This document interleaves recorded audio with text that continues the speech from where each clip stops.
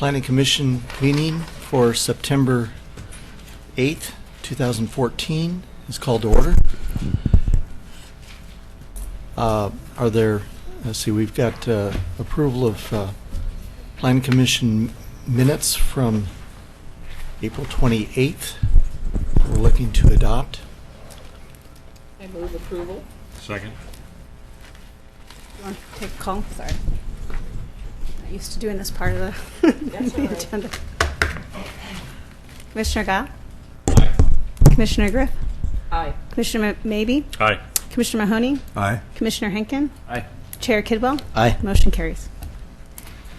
All right, one down. Down. Are there any public comments for items that are not on the agenda for this evening?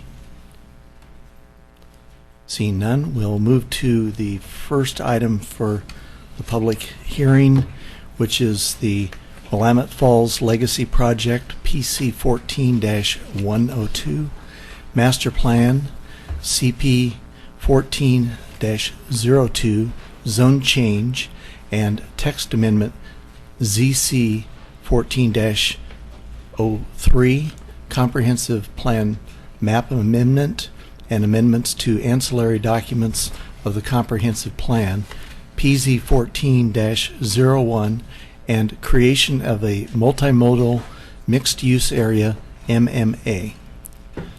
We have a staff report. You want to read the quasi-judicial? Do I need to? Yes. Okay, I'll do that. It's always one of my favorite parts.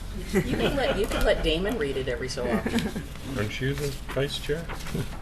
Oh, you but you're closer to him. Okay, so for this application, I'll read a quasi-judicial hearing script that's applicable to the applications that I just read. A staff report has been prepared for this application and has been made available to the public 7 days before the public hearing. The staff report identifies the approval criteria that apply to each applicant's proposal. Staff has analyzed the criteria which are contained in the staff report. The quasi-judicial hearing procedure that the Commission will follow is set out in state law and the Oregon City Municipal Code. The hearing procedure steps are as shown on the chart on the wall. Anyone wishing to speak should fill out a speaker's card and give it to the planning staff before the hearing. Speakers will proceed in the order in which their card is received. You should fill out your address on the card so the city will notify you of its final decision. For the public record, please begin all testimony stating your name. Testimony and evidence should be directed toward the applicable approval criteria. If you believe other criteria apply in addition to those addressed in the staff report, identify and discuss those criteria and explain how and why you believe they are applicable to the application under consideration. A person may submit any written material while the public record is open on each application. Any written materials received by the city staff during the time period in which the record is open will be placed in the record. Written materials submitted during the public hearing must be presented to the city staff in order to become part of the record. If a person intends for PowerPoint presentations, oversized poster boards, reports, pictures, or other exhibits used in their oral testimony to be used in the record or placed in the record, copies must be submitted to the city staff while the record is open. If they are not given to staff, they will not be included in the record. Any person wishing a continuance to present additional evidence and testimony or to keep the record open to respond to new evidence must make that request before the public testimony portion of the hearing is closed. If the Planning Commission makes a decision with which you disagree, any issue that you may wish to appeal must have been raised for the consideration of the City Commission or LUBA or both. Without raising the issue on the record with sufficient specificity and accompanied by statements or evidence that the city and all parties can respond, the issue will not be deemed appealable to the State Land Use Board of Appeals. In addition, the failure of an applicant to raise constitutional or other issues related to the proposed conditions of approval with sufficient specificity to allow the local government or its designee to respond to the issues precludes an action for damages in circuit court. We will now open the record for the Oregon City files that I've read related to the Willamette Falls master plan and related land use issues. Does any commissioner have any ex parte contacts, conflicts of interest, bias, or any other statement to declare? And has any commissioner visited the site? No. You've not visited the Well, I site? visited the site, but it's been Yeah. almost a year. I obviously have visited the site on many occasions and several times with city staff. In addition, in my role as an officer in the McLaughlin Neighborhood Association, I have kept our neighborhood association appraised of this particular issue and made them aware of opportunities to testify and submit comments. I've toured the site twice now and had an extensive conversation with a former Oregon City resident who now lives in San Jose, who was up visiting and wondered, what's going on with the mill? So I showed him the website.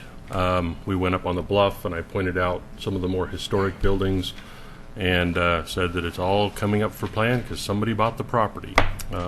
We didn't discuss about anything other than what was on the website for the future buildings, and he was curious about where the flood zone was, so I showed him the map on the website. That is it for any other ex parte What contacts. was the name of the person? Timothy Teskey.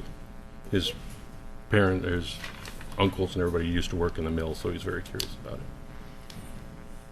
He doesn't live here. He's back in San Jose now. Zach? I have toured the site with city staff, and I had a short conversation with Representative Barton on August 12th, where we shared our enthusiasm, and he expressed a want to prioritize funding to gain public access for the mill. No, I haven't visited the site, nor have I spoken with anybody regarding it. I did visit the site with the staff on a tour last year, but I have not had any ex parte contacts. Does anyone in the audience wish to question any of the commissioners on their declarations? Okay, we will then commence with the staff report. I think just before we get started tonight, just like to congratulate the commissioners, my staff, our partners. This has been about over 3 years in the making. There have been numerous partners along the way that are still with us. Multiple public agencies, including Metro, Clackamas County, the state of Oregon. Originally, I was under the bankruptcy trustee, Mr. Kitchell. And Anything else? its initial involvement, allowing us to access the property, perform site work, perform studies, really accelerated the process to where we're at today. A big thank you to Metro. Their assistance to this project has been instrumental, along with their staff and their monetary commitments. Obviously, the elected officials at each of those organizations have been a strong leader, providing guidance and staff plans and resources necessary to get us to where we're at. And also, Mr. Heiger, the property owner, just recently purchased the property back in May. Came in with their team, sat down with us. We had over 3 years worth of information to kind of unload on them. They worked with us. We worked through understanding of the project, understanding the difficulties, understanding the opportunities, and we're able to come to an application that we're very proud to bring forward to you tonight. So, just wanted to start off with that before I turn it over to Christina. Who's been the project manager throughout this project and helped us with not only making sure that we get here with our consultants and our team on time, but probably led one of the best public engagement plans that I've been involved with in this city. So with that, I'll turn it over. And I'll turn it back to Carrie Richter. Thank you, Tony Conkle. I think we're going to have Ms. Richter start off and provide a little legal guidance of what we're doing tonight, and then I'll bring it back and I'll continue to discuss the schedule for this evening. Thanks, Christina. I just want to make a few quick points. In your packet is a memo from me about the process that we're using for for review. This is a master plan, which would ordinarily be processed as a type 3 decision, and then we have some sort of quasi-judicial, if you will, and then we have a comprehensive plan, zoning map amendments, and those are oftentimes processed as legislative, and so in that memo I sort of laid out why our office is recommending that we process this as a quasi-judicial application. I'm happy to answer any questions. The downside of that is that you have to log your ex parte contacts, which is sort of, you have to go out and promote this site on one hand, and then you also have to serve as an adjudicator on an application. And so there's sort of two different roles that you're playing, and part of your obligation as a decision maker is to log those engagements. And as I understand from Christina, we haven't gotten an overwhelming number of emails that have gone directly to you that have gone on to the city, but I just want to remind you, when you get emails related to this project, you need to forward them to Christina so she can log them. We can disclose them. You have gotten one? Commissioner Hankin just announced it at the ex parte section. Okay. So, anyway, I just wanted to make myself available to answer any questions that you have about that at this time. The other thing that I wanted to just point out, that when this project started, the Walker Macy team was working with the city in partnership with other partners in the area, metro, and the county and state, and the bankruptcy trustee. At this point now, the site ownership is transferred, and now the applicant is working for the new owner. So pursuant to an IGA. So whereas before, we had the applicant was sort of the city, but now certainly the applicant is a private entity, and we're processing this application. Although they are working closely with the city, certainly they're processing the application just as we would any other private property owner request for approval. So if you have any questions about any of that, I'm happy to answer them. If not, I'll turn it back over to Christina to present the staff report. Any commissioners have any questions? I haven't received any emails from anybody regarding this. Most of my contacts, as I said previously, have been verbal and have only been information, have not talked about any of the substance regarding the quasi-judicial land use process, just information. Are we having hearings? Are we meeting? What's going on? Well, here's what we're doing. Here's the next step. Those sorts of things. Thank you. Okay, Christina. Thank you. So tonight really is the overview of the application, and I've listed kind of how the rest of the evening will play out. I have some items to enter into the record. So on your dais, you'll see some additional public comments that we received after we sent out the agenda last Tuesday. And we'll be entering that in as Exhibit 1. And real briefly, we have a letter from the Oregon State Historic Preservation Office that acknowledged the coordination with SHPO over this process, and this effort was reflected in the plan. While not currently required, partners have followed Section 106 process and encouraged continued cooperation on archaeological issues as development moves forward. An email from Dan Butler that supported the project. A letter from Union Pacific that identified safe pedestrian crossing, transportation, and increased rail use issues, and they should all be recognized as development moves forward. A letter from the Willamette Falls Foundation supporting the process and larger concept, however, encourages retention of as many buildings as possible to adequately interpret the site. And finally, a letter from Mr. Potter with Falls Legacy LLC requesting the removal of Condition Approval 16, which we initially proposed when we did not have an owner. And what Condition of Approval 16 does is, if you recall, the master plan code allows a property owner to, in a sense, vest the code at the time of the year that the master plan is approved.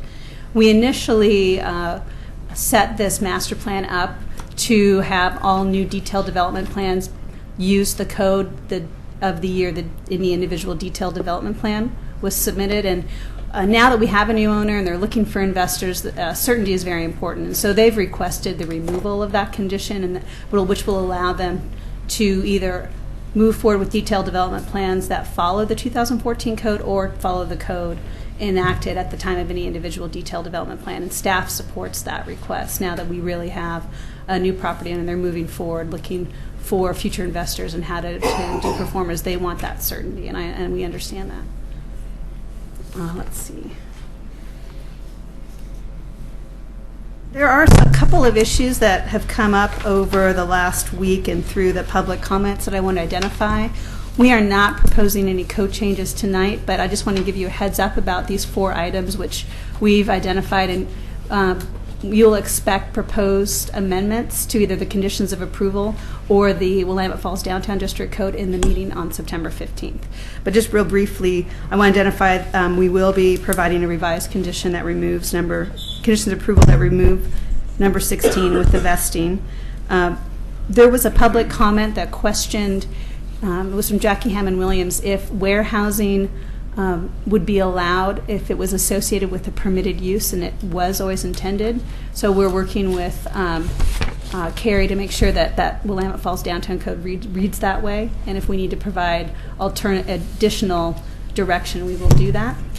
Third, we are working with the property owner potentially adding an interim use section in the Willamette Falls Downtown District that might control interim film use on the site, and we're not quite there yet, but I just want to give you a heads up. You may see that next week about interim film use that kind of goes longer than a traditional shooting schedule, but not as a full permitted use implementation like a studio that is allowed by the zone, but some kind of in the middle, and we have some wording that may work for that. So we're still working with the property owner if that's something they want to do. And finally, if you recall, the downtown design district, which is 5th through 10th Street, currently today allows you, if you do a change in use for tenant, you're not required to meet your parking requirements. So if 2 to 3 tenants down the road, we also see the Willamette Falls Downtown District would make sense to follow that same ability that 5th through 10th of Main Street does, which is a new tenant comes in, they suddenly aren't triggered to show their parking requirements. So we are going to be pursuing to figure out where the best place to put that code change would be for this application. So those are 4 things we've identified moving forward next week that we'll be bringing to you. The code change is the only one that you're suggesting with related to parking, but not anything else? That's not already in the Right. application, Okay. correct? And Christine, just to clarify that, basically, if somebody's a tenant now and their parking requirement is 1.5 spaces, 5 years from now, because the building hasn't gotten any bigger, somebody else moves in there and our code now says 2, they don't need to somehow come up with a Correct. half a space But there. we found that putting that burden on a future tenant, a business tenant, is not very business friendly and is not at a place we want to be with our downtown. You know, the idea is through the master plan we look at this bigger picture of parking, but when it comes down to individual tenant improvements, if the uses change, they will not be on their own, subject to figuring out how their little piece of the puzzle fits in the parking. Right, and they know coming in that they may not have as many spaces as would be optimal, but that's their choice. Yeah. I mean, it's really often thinking about downtown as like a mall, in a sense that, you change one tenant in and out. And so that's why we kind of have that more macro approach for this project. We won't be taking it down to that micro tenant level. Okay. At this time, I wanted to continue on. So we're going to be, after I finish speaking, we're going to be introducing John Potter with Falls Legacy LLC, and he'll have brief comments. We'll then move to a presentation by Mike Silas and Ben Schulberger with Winterbrook Planning and Mike Silas with Walker Macy. We'll be opening up the public comments for the public. And at the end of the meeting, we'd like to go around and really hear from you, Planning Commission members. What are items questions you have, and what items you really want to spend the bulk of the time next meeting on the 15th really discussing. And then at that time we'll be continuing the meeting to September 15th. We've identified 3 hearing dates for the Planning Commission: September 8th tonight, next Monday, September 15th, and the following Monday, September 22nd. We do not need to have 3 meetings. If you feel at the next meeting on September 15th you're in a place to deliberate, you can, or you can choose to continue the meeting to the 22nd. So what exactly are we approving tonight? As Chair Kidwell mentioned, we have a zone change, amendment to the comprehensive plan map, framework master plan, and a creation of mixed-use multimodal area. That's a really complicated sentence. Really what we're doing is we're creating this big framework plan that will allow a lot of uses on the site with a vision that can adapt when future detailed development plans come in. And the framework plan, which includes the narrative, the guidelines, the map, and any conditions of approval that the Planning Commission moves forward, should provide an expectation of quality development and yet a full expression of the 4 values with a fair amount of flexibility built in. So it's that balance, again, of flexibility and certainty. So I've promised all year that I'm going to provide you the cheesy clip art slide of the balance of flexibility and certainty. And I want to do that because I really think a plan that will succeed for long-term implementation is one that really hits that middle point. Enough certainty that the public and the developer knows what's expected, but enough flexibility built in that we can adapt as business models change, as Oregon City changes, and as this development moves forward for implementation. This is the framework plan that we'll be approving through this process. I've identified, I'll let Mr. Zilas speak a little bit more to it, but this is this framework plan. And Ben Schoenberger will be going over the plan overview elements.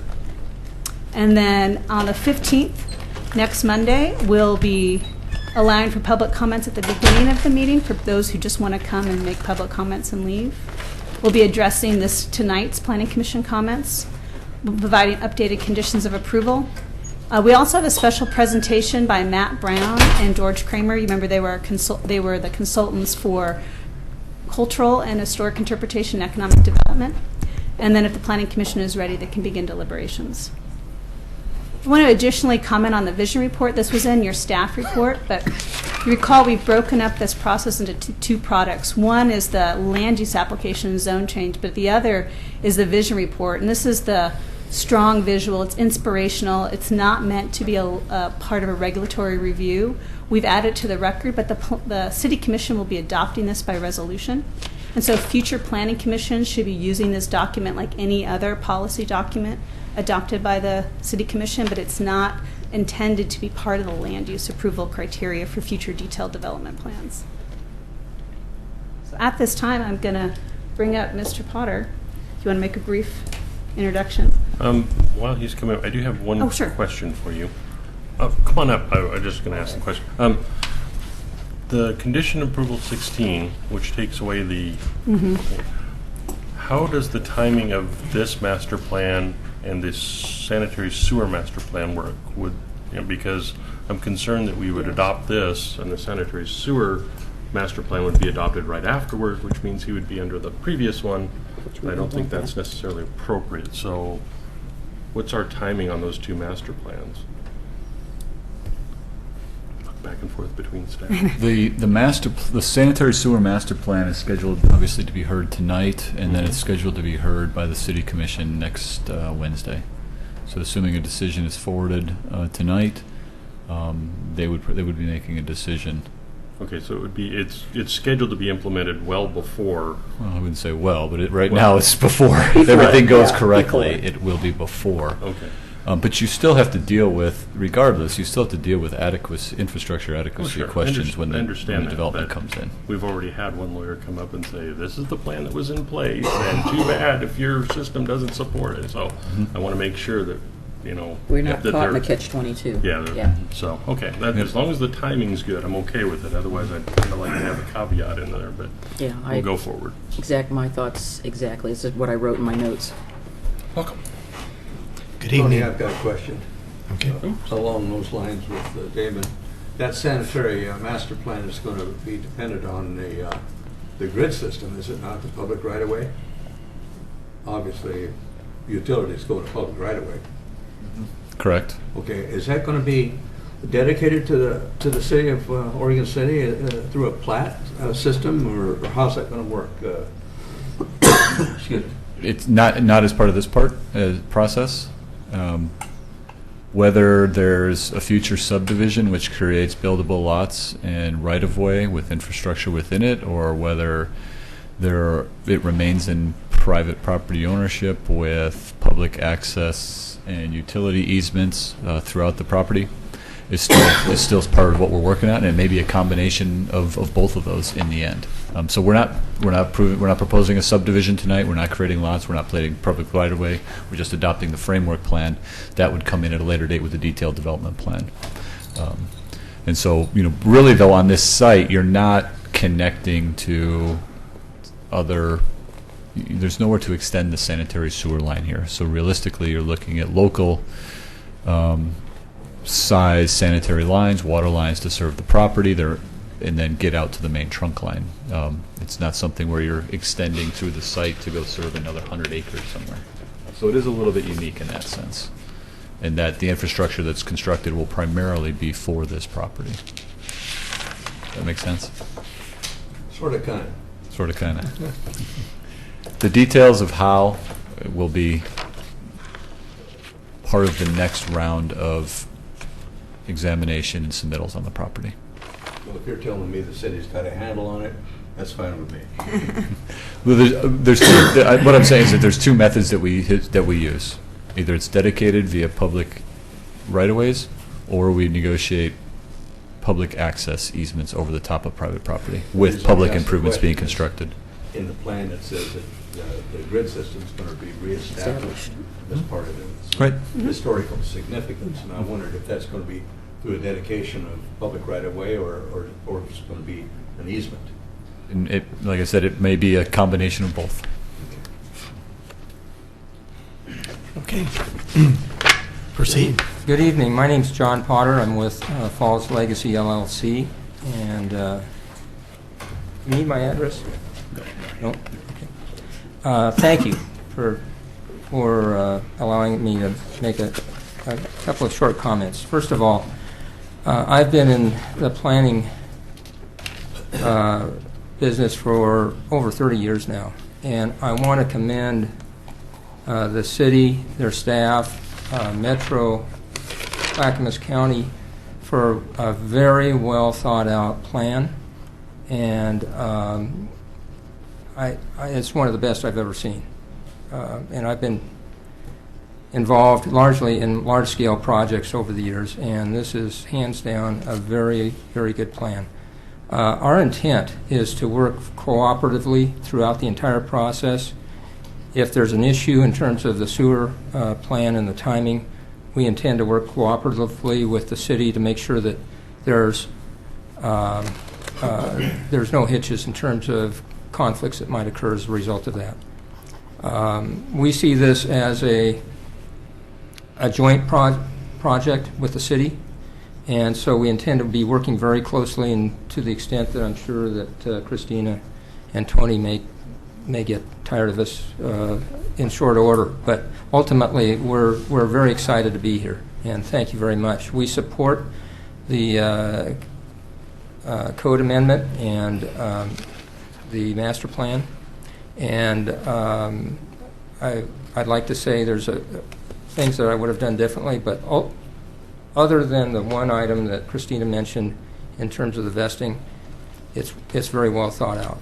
So we support it. And we'll be back many times as we walk through this project, working with the city to make sure that the next step, our next submittal, is hopefully has few issues before it gets to you and to the commission. So thank you very much. Thank you for taking on a challenging site. It is very challenging, but it's very exciting too. And it's the challenge of the project. You know, what I keep reminding our crew is not to set the bar too low. This has an opportunity. You have one chance to do it the right way. And it's important that, we're from the Tacoma, Seattle area. We're new in town. We have a very steep learning curve. And so it's going to take us a little while to get up to speed with all that has been done already. But again, it's a very unique opportunity that it's important for us all to take a look at it in a very pragmatic way to make sure that that bar is high and we achieve a development that everyone's proud of. Well, thank you. Thank you.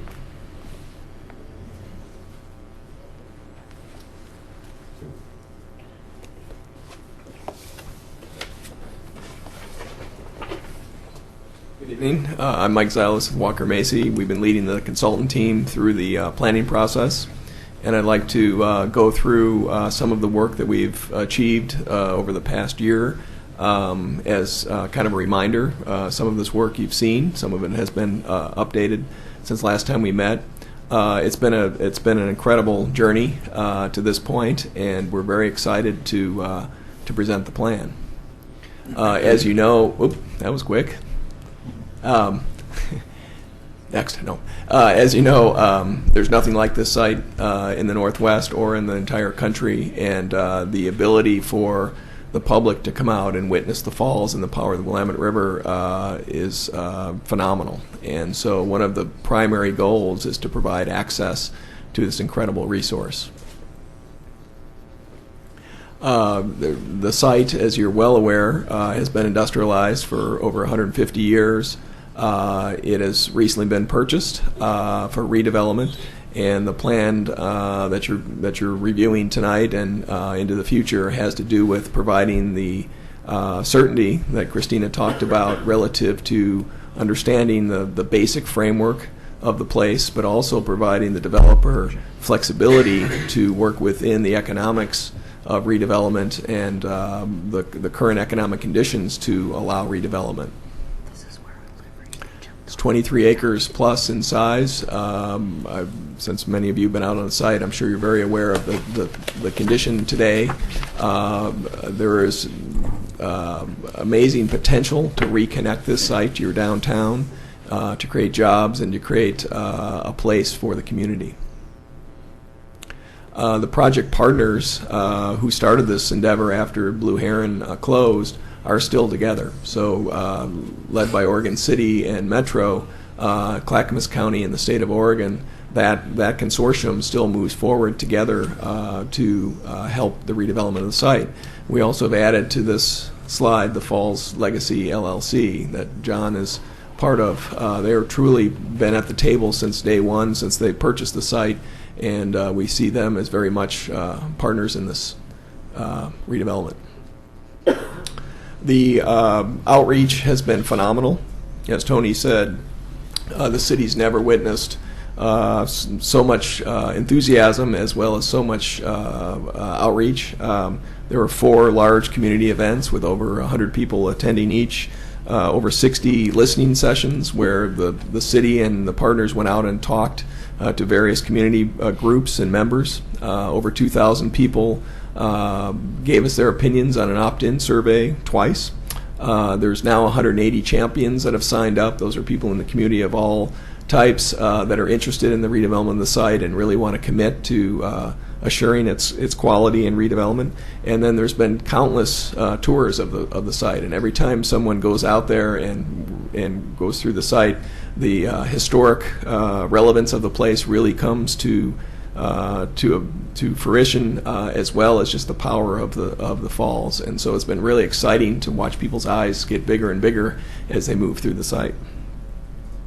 The community outreach took place in a variety of locations and a variety of procedures, but we really listened to the community, and there's been a lot of consensus, frankly, across the board for the 4 values. And of course, you got to have a celebration. It includes beer. So there was a celebration last fall, and great enthusiasm for moving the project forward. This is the framework plan, and some people have some questions about what the framework plan means. What it essentially is doing is establishing the prime circulation system, which is based in the historic grid of the city. Main Street, you can see in the center, with 4th and 3rd and Water Street being reestablished. It is establishing development blocks within which a variety of things can occur, but within those blocks, many of the historic resources can be preserved and redeveloped. Those are the darker blocks. There is a specific waterfront trail, which is called for in the plan along that green area, with a public open space adjacent. And importantly, there is direct connection out to the falls, and PGE, who owns the dam, which would provide that connection link, is an enthusiastic partner in allowing that to occur. So there were 4 core values that were established at the onset of the project, and these values have been our touchstone as we go through. And frankly, it's been a really interesting dialogue within the partners and within the community that everyone agrees that historic cultural interpretation, public access, healthy habitat, and economic redevelopment should be the values of this place. So starting with historic and cultural interpretation, as you know, the site was used and celebrated for thousands of years before pioneer settlement, and is still being used by Native Americans. And that culture is very evident and is part of the plan. This was an early pioneer town, and as industry grew, the town kind of stepped back, and industrial uses took over on the site. It was also a place of transfer of goods and services. It was just a hub of activity, and you can see that water flowed through the site. It still has the capacity to do that, and part of the plan has to do with reconnecting portions of the site to the river. There are many industrial buildings on the site, and a variety of machine sheds and that sort of thing, but there are some that have been looked at and noted in the plan. As in the D-Inc building, you can see the industrial heritage there. Number 4 paper machine, the Holly office building, Mill O, and the Woolen Mill foundations. These foundations are just phenomenal, a phenomenal resource, both historically and provide a great opportunity in redevelopment scenarios. There's also many other elements on the site. There was a salvage contractor that came and salvaged much of the materials on the site, but there's still many elements that are there that could be incorporated into the future. So we have identified in the report the key elements, which are in orange, and many of the other elements in purple there that are seen as great benefit to interpretation and redevelopment of the site. Next core value is public access, and we wholeheartedly heard, I think, virtually from everyone that was participating about the desire for access to and through the site and to the falls. We've got lots of suggestions about the different activities that could occur there, and great enthusiasm. That's fine. Great enthusiasm to bring people there, and also Oregon City is about the water, and we have a tremendous amount of suggestions and enthusiasm about providing water access. The history of the site, going over the past decades, was completely knitted to downtown Oregon City. That's Main Street. And Main Street still exists. So part of our plan has to do with reestablishing that corridor as a lively corridor through the site into the falls. It also floods. This is the 96 flood, and these folks are up on Highway 99 looking down at the site. So a tremendous amount of water still comes across the site on a periodic basis, and we've taken note of kind of those areas that are most prone to flooding. The street grid you see there is the proposed street grid of Main Street through the center, 4th and 3rd, and water. The blue area indicates where the 96 flood came through. So those are the zones that we've taken special note about the potential for redevelopment, and frankly, most of that area has been noted for open space, potential open space. You can see there. Within the vision document, there's been documentation of all the elements I described, and kind of an explanation of the benefits of public access. Healthy habitat, of course, is very key. The site's in a very unique location. You see all of the different variety of green space, and it really is a benefit for migratory fish and birds. It's always been that kind of location in the environment, and this plan calls for restoration of areas to allow that to occur in the future. The riverbank used to be very undulating. You can see the blue line of how the river used to come in and out of the site. Those are very special places for fish to rest. And so the plan calls for reestablishment of those kind of undulating riverbank edges.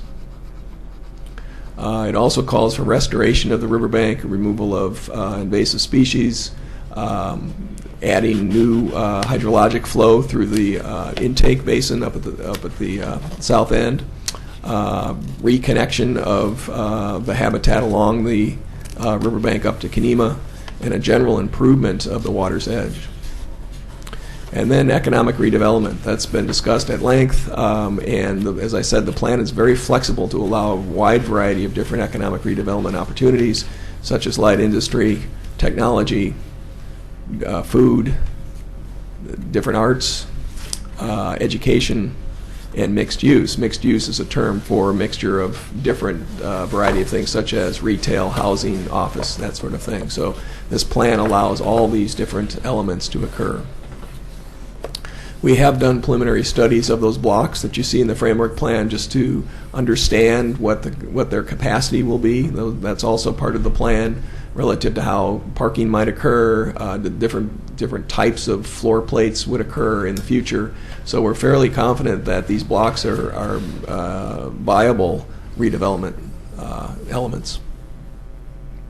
And there's the framework plan again. So each of the yellow areas, the bright yellow areas, are some of those redevelopment blocks, the green being open space, the orange trail along the water and out to Kenema and out to the falls itself.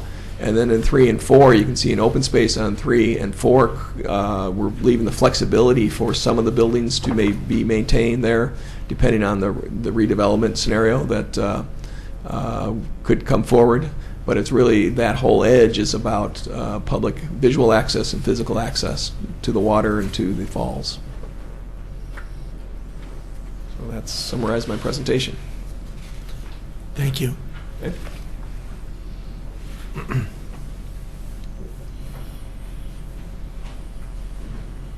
Commissioners, thank you. My name is Ben Schoenberger from Winterbrook Planning, and I'm with the consulting team, and I'm the land use planner on the project. So we prepared the master plan application, and I'm going to go through a few of the key elements of that application and kind of where we stand today with that. First of all, just quickly, what Carrie already mentioned about the roles. We are now representing the applicant and the new owner in this process, in this land use review. But also, this is my opportunity to say that we've been working very closely and collaboratively with city staff, and are very grateful for the kind of partnership that we've had as a group and with all our public partners. So thanks to Tony and Christina for walking us through this project. It's been a really unique situation and not quite the adversarial applicant versus staff kind of situation that you would encounter in some other more contentious applications. So I'm grateful to them for that. Overall, just big picture, I'd like to sort of step back from where we're at. The approach of this master plan application is that it's a framework for future development. I guess that's the easiest way to sort of describe what it is that we're doing here. There's no specific building projects that are proposed as part of this application, and it's all about reducing the barriers to redevelopment that are on the site today and kind of creating that framework for a change that we're all excited about going forward for the 20 and 30 and 50 year time frame. But getting down to the nuts and bolts, the boring planarese parts of what we're approving here, there's really 4 major components of this overall consolidated application. And the first 2 kind of go together, and that's that there's a zone change from its current general industrial zoning to a proposed Willamette Falls downtown district zoning, the language of which is in the master plan application. And concurrent with that, of course, there's a change to the underlying comprehensive plan map, and that would be a change from an industrial designation to the mixed use downtown designation, which is actually the same designation as applies to the rest of downtown. The new zone is very similar to the mixed-use downtown zone that applies to north of the site and the rest of downtown. It's the same underlying designation. It's a slightly wider range of allowed uses. Given the industrial history of the site, for example, we're allowing craft industrial, as we're calling it, a certain square foot limited amount of industrial to be on the site. That seemed appropriate. It's just general examples that have been thrown out would be like a brewery, a small-scale brewery, restaurant kind of thing. There's a little bit higher minimum FARs in this zone, taller height limits than would be allowed in the current downtown area. There's enough tweaks to the code that just applying the mixed-use downtown code to this whole area wouldn't have worked out quite so well. So we created the new, also more readily identifiable Willamette Falls Downtown District, and that's what is part of this approval today. So the third thing besides the zone change, 1, comp plan 2, is the approval of a general development plan. And that's the term for the first step of the 2-step master plan process that the City Code, Chapter 1765, sets out. So again, this is the detailed development plan, which is the next step, is the sort of 1 to 2 year kind of time frame plan. This is at the more 30,000 square foot level, looking down the 20-year time frame. And just to go quickly through the main elements of that, it establishes a process for future reviews. So we talk about in the plan, going forward, if a particular building or a particular open space is proposed, what are the steps the applicant has to go through to get that approval? That's laid out in this. It establishes general locations for the street grid, for public access. These are all things you saw in the previous slide. And discusses what transportation improvements will be made, and that's in the conditions of approval as well.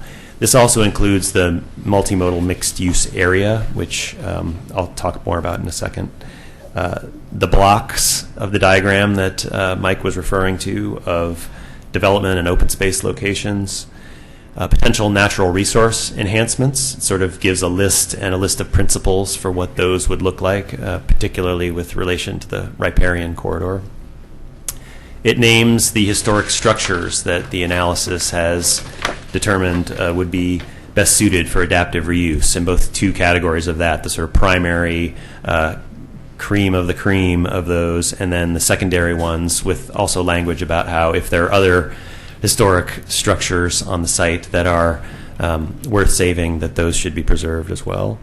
It discusses infrastructure, so both transportation, which I mentioned a second ago, but also a general approach to utilities and a discussion of the neighborhood impacts of the potential future development. And then last are design guidelines. So contained in this plan are a discussion of sort of general district policies and guidelines that will be applied to a future development application. So touching on those, that's sort of a nice segue to the idea that future review of projects in this district is assured. This will be coming back to you or to your successors, as it were. And that these future reviews have to be consistent with a lot of the regulations that are being discussed here tonight. And there are 5 major things with that. It'll have to be consistent with this new Willamette Falls Downtown District zone that's created. So the height limits and the use list and those kind of things will have to fit within this new zoning chapter. Any conditions that are approved as a result of this process, a future development will have to comply with.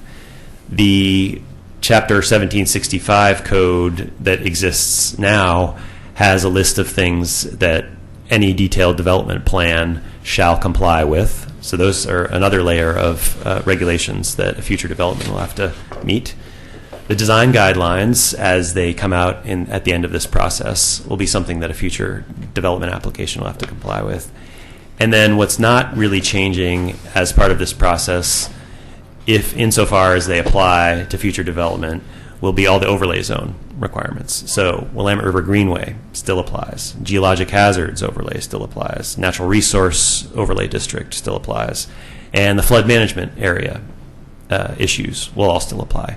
So there's a lot of regulatory protections, and what we're approving, what we're seeking approval for tonight and going forward is kind of a framework of a lot of those pieces to get them more certain, more nailed down, and then create a real clear path for the applicant going as one of these detailed development applications to know what they have to meet to get through to a building permit. So the fourth and final thing that we've touched on is this multimodal mixed-use area, which is a mouthful, and it's a new opportunity in state law that just passed in 2012 that allows historic downtowns to increase their development potential. And the old regime prior to this required that any sort of upzoning, any sort of new development that would occur has to explain how it's going to get back to zero by approving new improvements to the public transportation system. The new law allows an increase in capacity in the performance of the system during peak periods. We're saying that's okay to add more to that system as long as the area is multimodal and that the changes that are being proposed still meet certain standards in state law. So there's a section of the application that discusses that, and that's part of also the scope of what we're asking for approval for. And that area includes both the district and additionally a big chunk of the rest of downtown. So it's not limited to just exactly the area of this approval, but goes beyond into downtown. There's a map in the file that explains that. So just to touch on each one of these elements, I'll just give a few sentences about what the things that are part of this application. The first one I'd like to talk about is transportation. So we've discussed a little bit and shown images of the Riverwalk. So the Riverwalk is really foundational to the first phase of this development on the site. It's the major public access element, and it's anticipated to come up front in the building process. The transportation issues also reestablishes the historic street grid. Main Street will be the spine of this new district. To Commissioner Mahoney's question, whether that's a publicly dedicated right-of-way or a private street with easements, that's to be determined at the next detailed development phase. But the sort of location and sort of grid-like nature and that Main Street is the spine of this district is going to be pretty clearly set by this general development plan. And also, I think, importantly, we haven't talked about too much the future connection to Kenema. There's a very long sort of rail spur that extends south through the site that is a really great opportunity for a trail connection that will go from current Oregon City all the way south to Kenema, which is exciting. So the second issue is development and open space. As we showed on the framework plan graphic, it schematically represents areas that are primed for development and areas that may be open space or some combination of development and open space. That original thinking was around, well, where's the floodplain? Where does the area flood? And let's sort of use that as a way to establish which areas of the site would be better suited for one kind of use or the other kind of use. But there are, even putting that forward, multiple options for how you could lay development out on the site. We want to maintain the maximum amount of flexibility, and we're not saying the open space has to be this shape or this particular size, or that there could never be open space uses on any of those development blocks. We're kind of leaving that flexibility, but using that colored map as guidance. The proposals for even the Riverwalk, which is anticipated to be in the sort of first phase of development on this site, and any future open space or development will be returning to the Commission for a detailed development plan review, and there's conditions to provide that in the staff report. Parking, because everybody wants to discuss parking.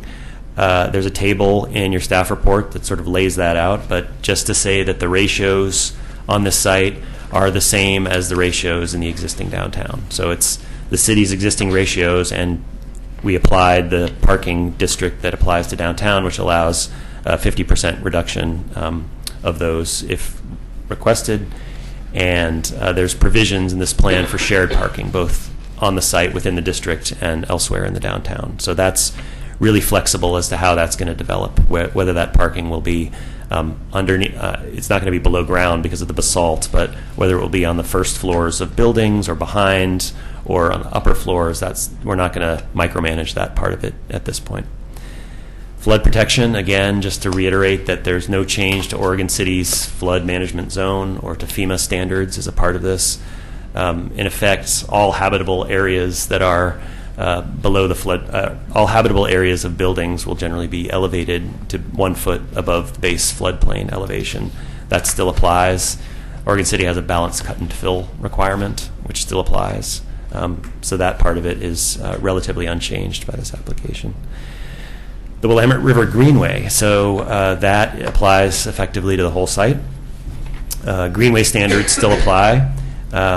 Setback for greenway development must preserve its special qualities. There's a layer of criteria that any future development plan would have to go through that includes compatibility review for areas close to the riverfront. The creation of the Riverwalk going forward may help satisfy a lot of these requirements about how the area immediately adjacent to the river should cultivate river-based activities. So that would be a big plus in that department.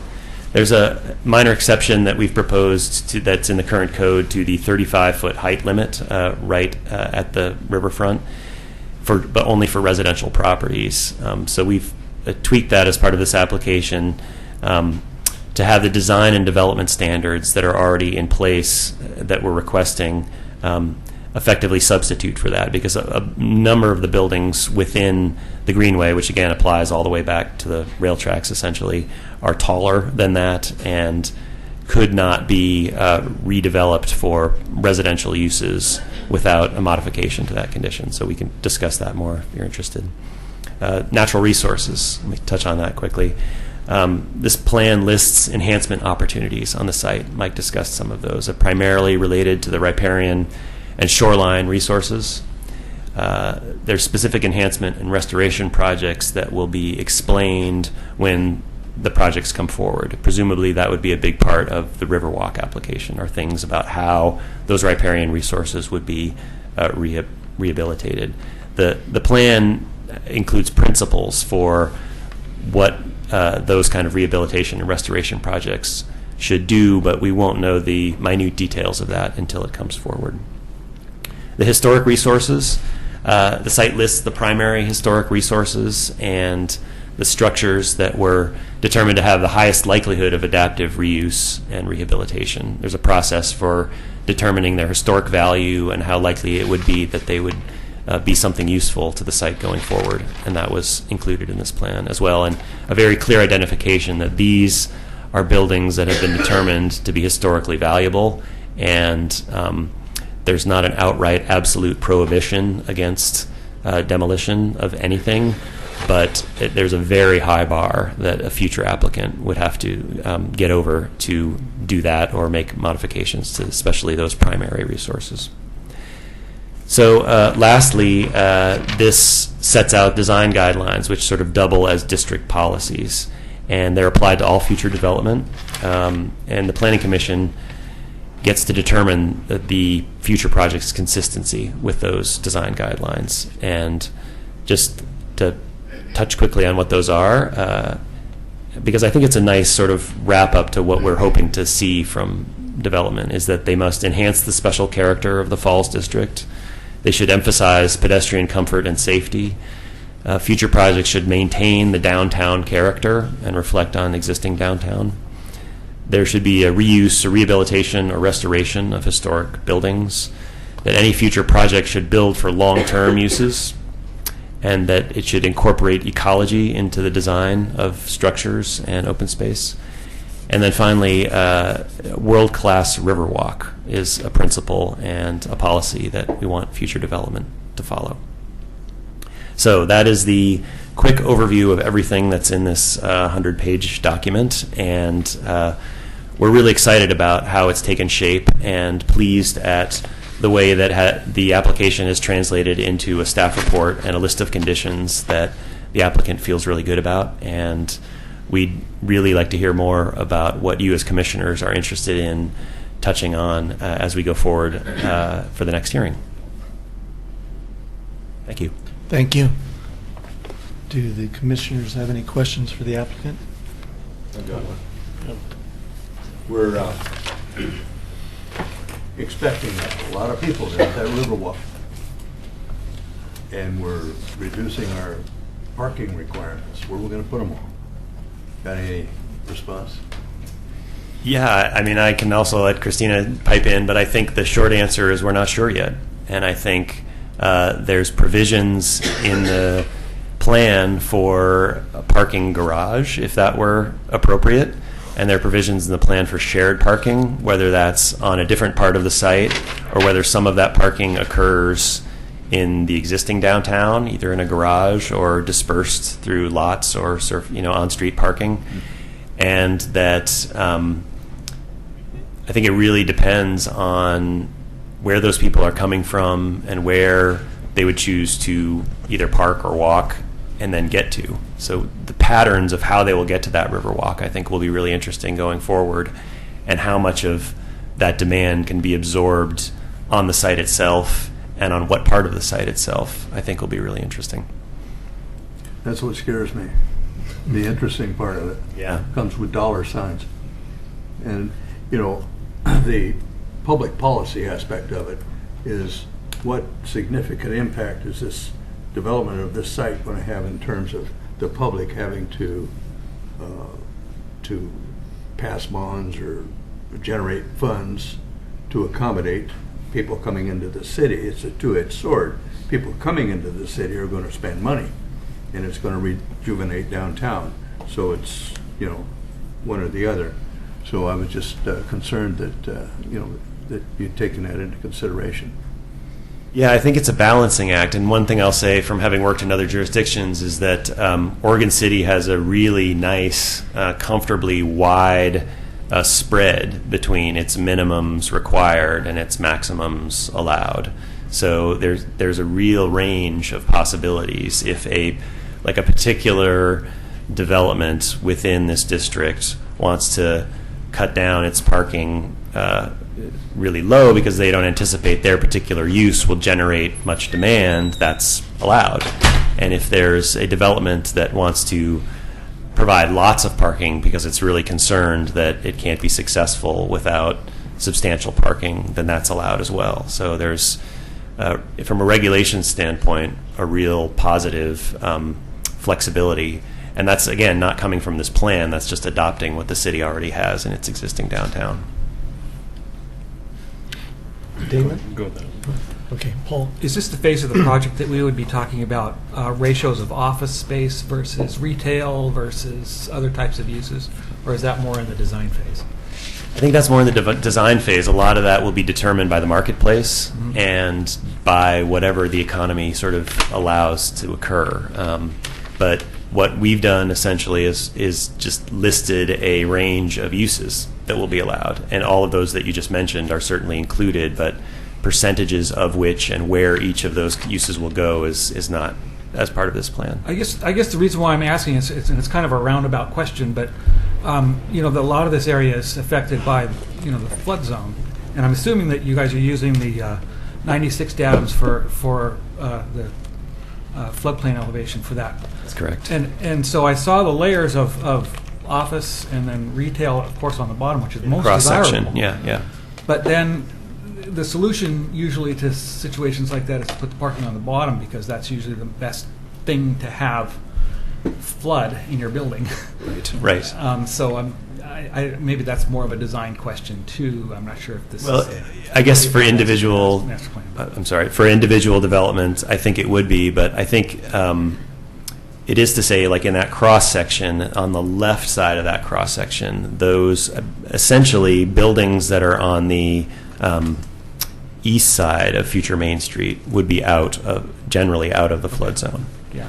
And it's really thinking about, and only some of the lots, some of the blocks on the west side of Main Street, sort of between Main Street and the river, are in the flood zone. So those are going to be the ones that will have to be most careful with the building structure and the development, and whether they are just developed as open space because it's too difficult to raise those buildings, the habitable areas of those buildings, out of the flood zone, or whether that's feasible from an economic and engineering standpoint, then that's permitted. Yeah, so, I think that sometimes we have to incorporate those aspects, even though they're kind of nitty gritty and technical, because we could decide on something in these next series of hearings and then have it completely flipped when the whole value engineering phase comes in. So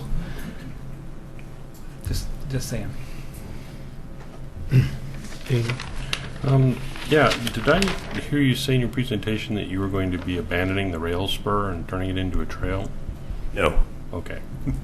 So it's still there depending upon what usage comes down the road. It's being investigated still.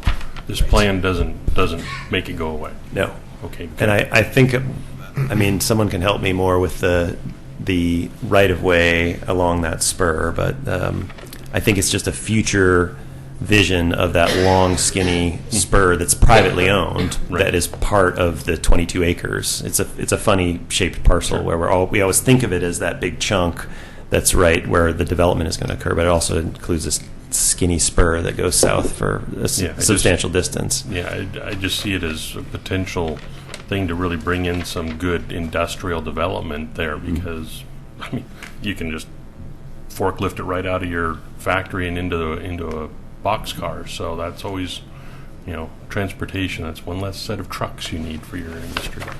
Which gets me to the next thing. You said something about craft industries, and so does that mean that, and that they were basically square foot limited? So does that mean that Columbia couldn't come down and say they want all of Block 3 and they're going to build a coat factory there? That they wouldn't be able to because it's not big enough, or it's too big? Or if Nike wants a shoe sorting factory there, they couldn't do that? Trying to find the square footage. Trying to remember. Yeah, I didn't see that. So yeah, this is in the proposed 1735, which we just created. What page is that? On the application document, this one, just our application, We don't have that. and it's also the chapter is in an appendix or an addendum to the. That's fine. But it's on page 56 of that. Is industrial uses limited to design, light manufacturing, processing, assembly, packaging, fabrication, treatment of products made from previously, not to exceed 60,000 square feet.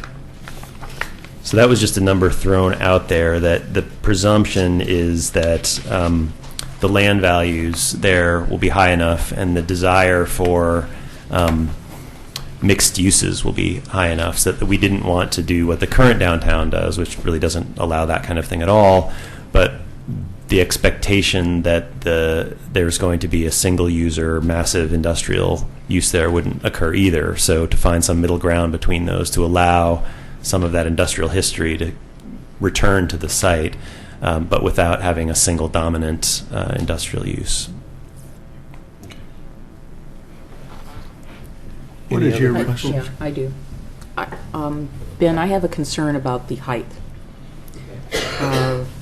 If I'm thinking about Main Street and I'm thinking of the bluff side, I don't think the 80 feet sounds out of balance. But I think if we're talking about on the west side towards the river, I don't really want to see that area become like a canyon. I know that in the master planning process and some of the meetings we talked about, and Mike very aptly showed this, where you'd have views of the river through the streets and other areas where you'd be able to see it as you're kind of promenading down that street. I know 35 feet, which is basically 2.5 stories, probably isn't enough, but I'm thinking that we should consider something where it steps down towards the river, and I thought I saw something to that effect in the staff report. I think having really, really tall buildings against the riverside would not be in the best keeping of the whole concept plan.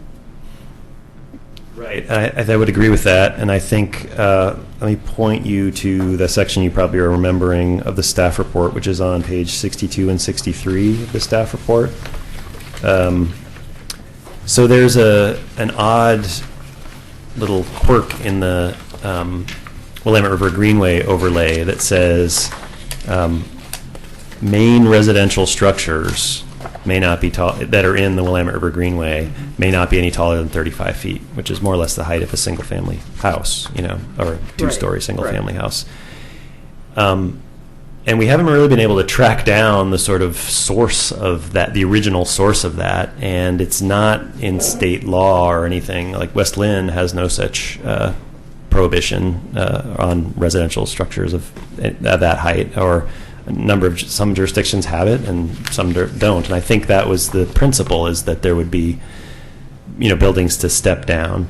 But since it applies to the whole Willamette River Greenway, and that would be effectively the whole site, we didn't think that it was appropriate. But what we wanted to do was have some of those protections still in the plan. And the bulleted list on page 63 sort of outlines the things that would prevent that kind of 80-foot tower right on the riverbank. And there's 2 design guidelines, one of which explicitly addressed views and says step structures down to follow the natural change in elevation, and then maintaining downtown character. And I think that, point tower right on the riverfront wouldn't meet that guideline. And there's also the existing Greenway review standards, which will still apply, talk about direct development away from the river to the greatest possible degree. So, you could come in and make an argument that my 80-foot tower right on the waterfront does that, but that would be in front of you to make that decision. So, well, I guess part of it would be, I was looking through some code last night trying to figure out what the definition of any main or accessory residential structure was, and I couldn't find anything. So I guess to me that would be, a little bit of the key. What was meant by that, and what is the definition? I think your idea is in line with, what you just stated is in line with what I was thinking. However, I don't think we could say that a point tower would be in keeping with downtown. So I don't anticipate, hopefully not seeing a point tower. I'll just say I agree with you on the definitions. That it's odd too that it would be restricted to only residential structures if it was really all about protecting views and protecting heights, because you could build a non-residential structure up to the maximum height allowed by the zone. So what good would that do? So it was a weird element of the code that we tried to massage by having those other design guidelines and greenway overlay things apply to future development while not unnecessarily restricting good things happening on the site. Yeah, it'd be terrible if you had to take a floor out of the paper mill thing just because it's 39 feet, so you got to rip the whole floor out, Well, and I wonder about the sort of games you could play because main residential structure is not. If you wanted to build condos, say, if you were to create a couple thousand square feet of retail on the ground floor of that condo, would it still be a main residential structure? Would it be a mixed-use structure? And that would be a definitional question you'd go through. But if in fact somebody wanted to build, a condominium that was 36 feet high, that was anywhere in the district right now, the current regulation would forbid that, which seemed unnecessarily restrictive. Other questions for the applicant? Okay. Thank you. You're welcome. Thank you. I'm assuming you want us to hold questions that we have for staff till we get to the end. Well, we were going to give them our recommendations or comments. Okay, that's fine. Come back at the end. Yeah. Commissioner Espy was late arriving to the hearing today, and I'd like to, if I may, ask him to disclose his ex parte contacts, site visits, just for the record. I've no ex parte contacts or site visits to report. Thank you.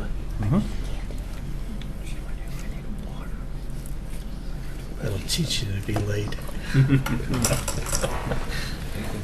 At this time, we'll hear from the public. The first person that will be speaking is Sandy Carter.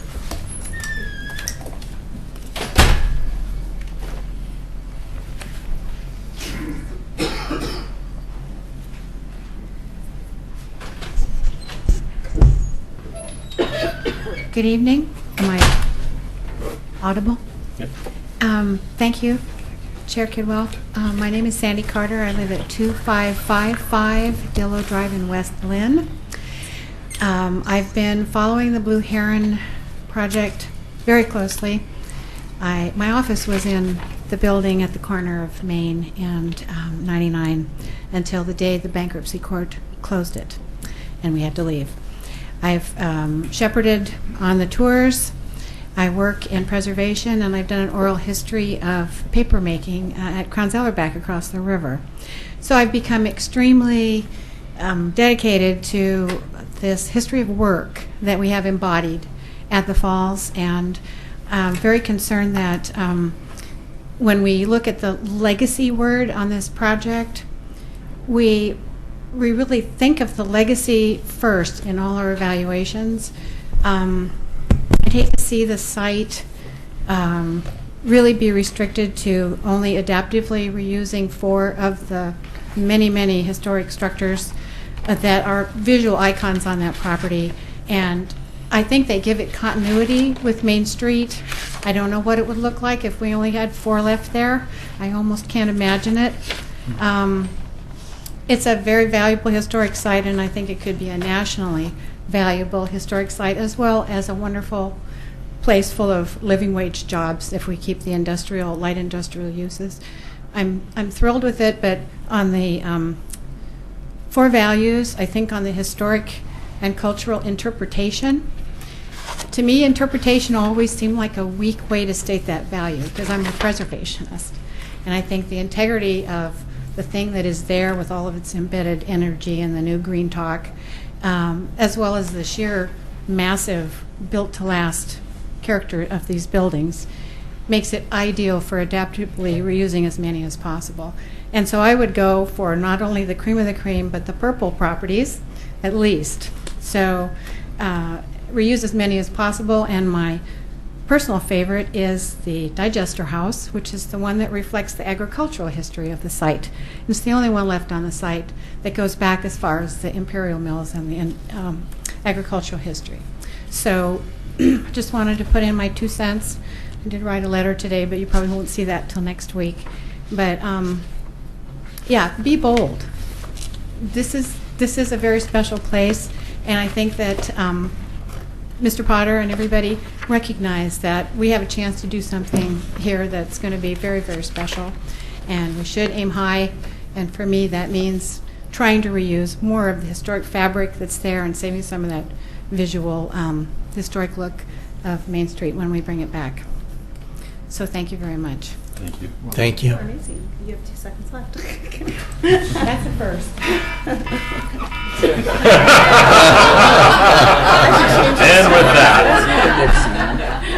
That's what I use for my 4-year-old. Very, very nice. And I did fail to mention that please consider that we're trying to limit testimony to 3 minutes per person.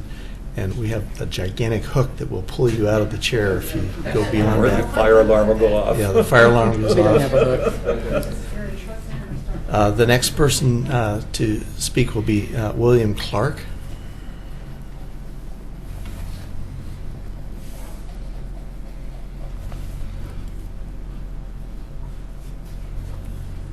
My name is William Clark, and I'm a resident of Oregon City, recently relocated here. The first thing I looked for when I came to Oregon was I wanted to see the end of the Oregon Trail in Willamette Falls, and that was in 2008. Since that time, I've been able to observe the falls and the interest of the public in the falls, and also to learn a bit about the natural resource and ecological values of the falls. The river is like a migratory pathway, an interstate highway for wildlife, birds and fish, of course, as you know. I think that there's a lot of potential to get other interests involved that maybe are not involved now in the biological diversity of the project and the opportunity to enhance that. Last thing I'd like to say is that I did sign up to be a champion because I really believe in this project, and I've been involved in similar projects in other states, and I know from past experience that the natural resource desirable features can be restored very quickly. There's a lot there already that's of positive value for fish passage and importance to the lamprey, but any decisions of natural resource areas to be restored, reclamation, restoration, I think it has tremendous potential, and then it will go very quickly. And I urge you to approve the changes requested. Thank you. Thank you. The next person to speak is Jonathan Stowe. Stone. Stone? Stone. Main Street. Okay.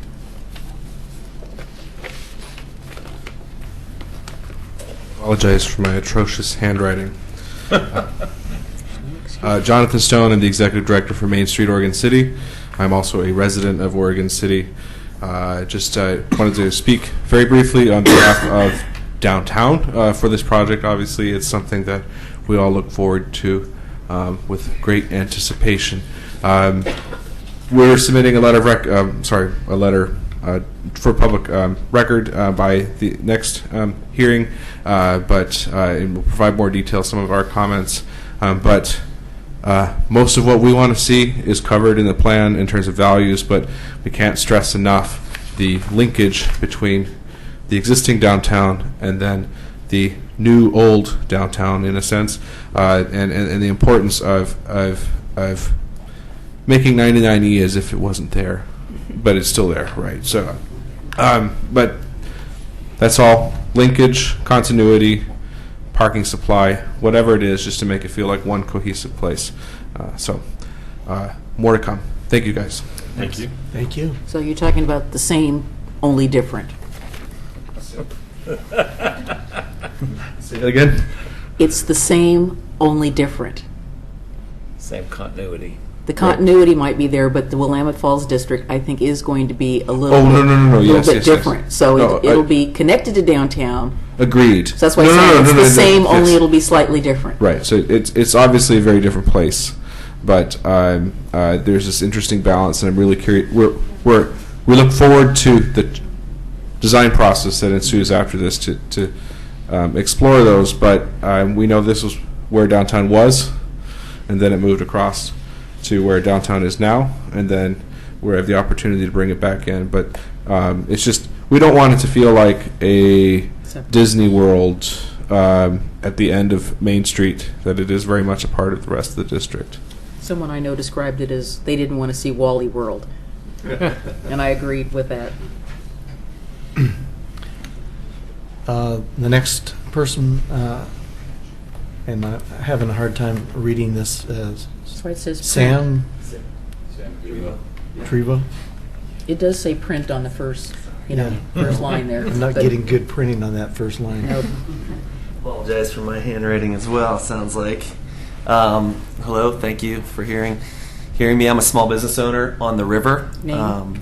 My name is Sam Drevo, spelled D as in David, R-E, V as in Victor, O as in Oliver. And I'm mainly a paddling educator that created a historic tour by kayak and canoe and paddleboard. It's been quite successful. I'm also a river steward. Started the Clackamas River cleanup 12 years ago, and just yesterday helped pull thousands of pounds of trash out of the river again. Thank you. I visited the site several times, first off as a photo assistant for the Oregon Historical Society. So I was fortunate enough to be able to walk through every inch of the property at a very early time, and it was fascinating to see all the equipment still in all the rooms, and to get a tour by the maintenance supervisor of 40 years was also pretty spectacular. And then also took the tours that Tony and Christina gave, which were awesome. I learned even more, and I've sort of signed up to be a champion as well. So anyway, I'm here just in support of the zoning change and the new downtown district zone of Willamette Falls. And I'm very interested in the redevelopment of the site in conjunction with the new owner, Metro, the county, the city's vision. And I want to specifically encourage, recreational boating, river education, and stewardship at the site, along with public access, hydrologic improvement. Waterfront access can be included in the restoration plan and in the river walk in the framework master plan. Thanks. Before you go, I actually have a question since I see your kayak, the Olympic thing. One idea I threw out a long time ago, and I'm going to throw it out again, and Tony may slap me down for it, but I was thinking that it might be very interesting to convert one of those mill races into a kayak whitewater way for them to get from the upper lagoon down to the bottom of the river, go over to the dock, walk up, I don't know. All I see is what I see on the Olympic. I don't know if that's even a feasible idea or not, but I mean, it seems like in this process, again, I've been really impressed with all the, with the city and the county and Metro and just the way that this is happening to hear, from the developer as well. I'm really excited about the possibilities, and I think, I support the zoning change. Let's get towards the master plan, because I think recreation can be included in the Riverwalk, which is going to be one of the first phases, potentially. So thank you for that. Yeah. Whitewater slalom is an Olympic sport, and that is what I have my training in. Yeah, it just seems like that's a nice. And there's possibilities. link. Yeah, I mean, just the river is an important resource. Obviously, everything is around the river, and I was in the river today. I'm in the river every day, and I try to get lots of people in the river and try to steward the river, and the ecological parts to it. So. Sam, it's people like you that are going to make this successful, in that you're willing to take a chance on recreational activity and be an entrepreneur and take a gamble. Historically, I just learned, I had Doug Neely and Jerry Herman on a tour last week, and I just learned that there was a ferry that you could take for $4 from like Oregon City to downtown Portland, and for like $5 or something bucks, you could go to Astoria, or $10 or something. You could go to Astoria from Oregon. So it was a hub. It was a river hub, and waterfront access. Not just from above but below. I think is great. So. They actually used to have riverboat races from Portland to Oregon City. Yeah, and I think Walker Macy's doing a great job too. Thanks for all your work. It's a lot of work. That's back when that $10 was worth about what the beaver coin is worth. Yes, so. Right. That is all of the public I have signed up to speak. Is there anyone else in the audience that would like to speak at this time? Please come forward. Just remind people they're not precluded, because we'll be having more hearings. So you can speak now and then hand in your paper afterwards. Introduce yourself, please. Well, my name is Don Dulio, and I'm a professional fiduciary here. I have an office in the Promenade Building, and I'm a relatively newcomer in Oregon City. I've only been here 14 years. And so I must say that from a newcomer's point of view, without a lot of history in Oregon City, the mill site itself, Blue Heron, has actually been mostly a visual obstacle for me, because I feel the falls itself and the gorge, the river as it goes up, and the lake, it's such a natural, beautiful area. And not knowing, being attached to the Heron Mill, because I haven't been here when it was active and provided a lot of income for a lot of families. My thoughts were that, and by the way, too, I'm very economically sensitive, because I've been self-employed for the last 20 years or so. So I'm very concerned about businesses, especially ones that start out and they don't make it. And in Oregon City, we've seen some of those, and kind of almost breaks my heart a little bit to see a business go under when it's only been operating a year or so, and the investment is going into it. So I've lived on the East Coast. I've lived here, lived in the Midwest, and my thoughts are that the natural beauty of the area should be preserved as much as possible, and the potential for developing the tourist industry should be developed as much as possible. And I've been to the Oregon Museum, the Oregon Trail Museum, and that's improved a lot in the last year or so.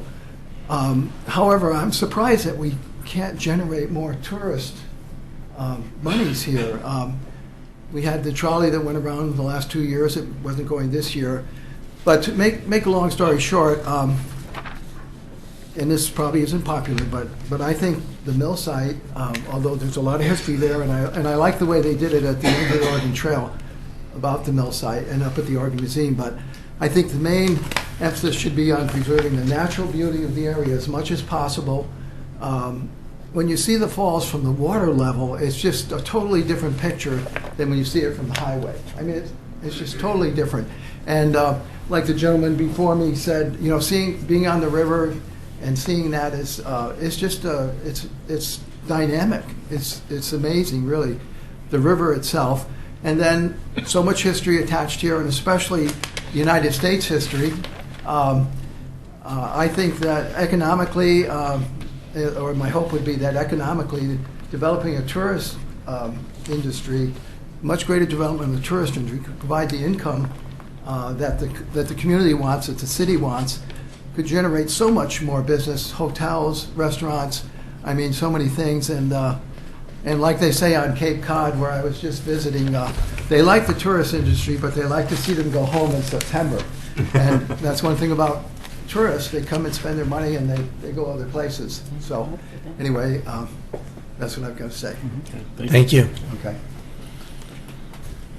And be sure to fill out your paper and give that to Christina. The first line says print. Yes, print that name. Yeah, that will prevent the misspelling of your name in the minutes. Brian, did you want to speak?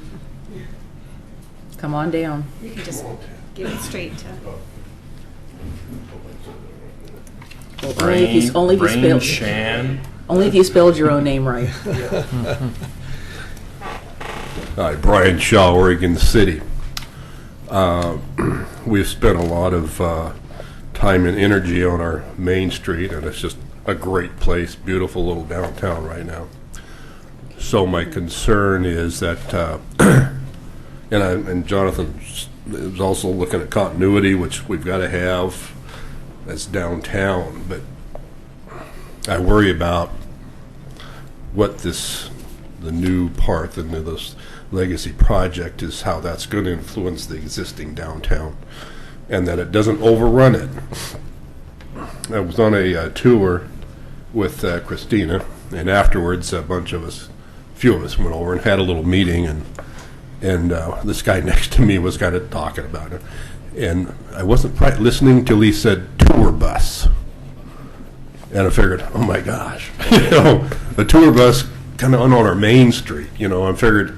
So I guess that's where my curiosity got the best of me. It says, so the bad news is we've got 99 there. The good news is it's there, and maybe that's going to help us, to give us a little separation, not big, but enough that says, let's kind of keep our little downtown intact and still have our new extension downtown active. So that's what I got. Thanks.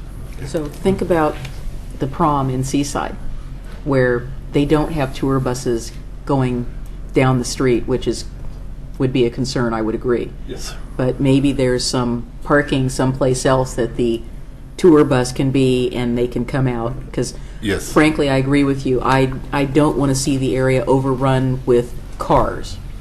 It's nice to have people come and visit, particularly like when I go to Seaside, but we usually end up staying. We walk in from our hotel. We don't really ever drive when we're down there, but a lot of people like to do the little loop, and that's okay. Yeah. But yeah, I'm with you on that. We want Sam to bring as many people by kayak as possible. That's it. That's where I was going with that, Charles. Exactly. Yeah. So anyway, that's that was kind of the gist of that. Is that I want to see a real pedestrian environment there. I don't see a real problem with the historic side of it or the habitat side of it. I see the problem with the traffic side of it. And so good luck. Thank you. Thanks. And that does go back to what Christina talked about, is finding that balance between the two extremes. Is there anybody else in the audience that would like to speak this evening? Can I throw out a comment about what Brian and some other people said at the right time? I saw our National Trust representative we're here, but gonna, I don't know if she's going to speak. Close the public testimony for this evening. The public record's still open, but we'll close the public testimony. I think we're going to go through and make some comments for the city. Okay. So if you want to get started. Sure. My only thought was, I just got back from Seaside. I was down there last weekend doing some emceeing, but I've heard a lot of talk about the 99 and how it separates the two. And I was thinking about it, wouldn't, now that I've got a store that just is right off the side of the West Lynn Bridge, I cannot believe the traffic. I've never known it was like that until I'm actually there every day. You mean the backing up part? Well, not so much backing up as when they come off that West Lynn Bridge, they're really whipping down to get to 99, to head out 99. And I've had to several times park my car down there and walk back on crutches.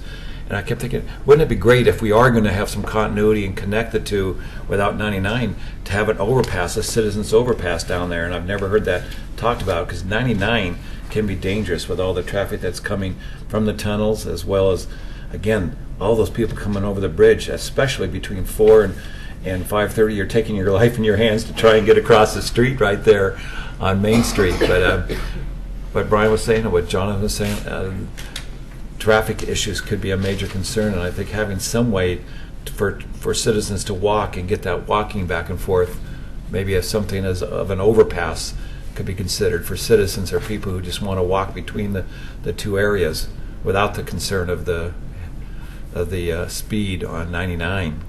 Just a thought I throw out. Denise?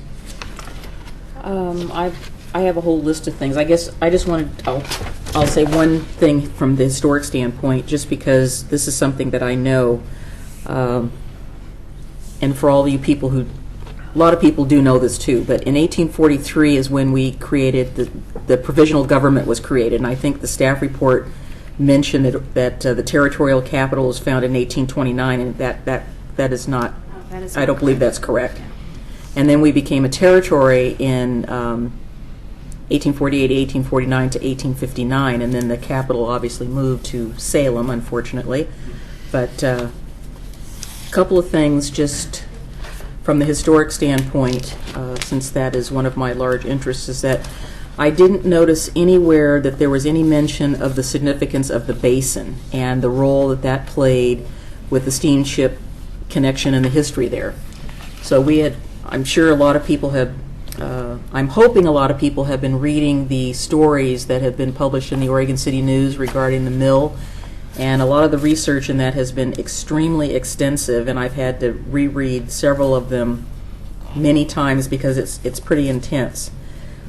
So I think that there's that history that that's there, and then we have the whole issue regarding the mill race. And what I was interested in knowing about that was there's a possibility that we could remove Mill H, the refinery building, to restore the mill race, and that would allow that connection to reoccur. And then I guess the bigger issue is that I know that the inventory, basically I would call the inventory that was done for the report was basically a reconnaissance. And part of what I would like to know is when we anticipate doing the real work that's going to be needed to really document the buildings.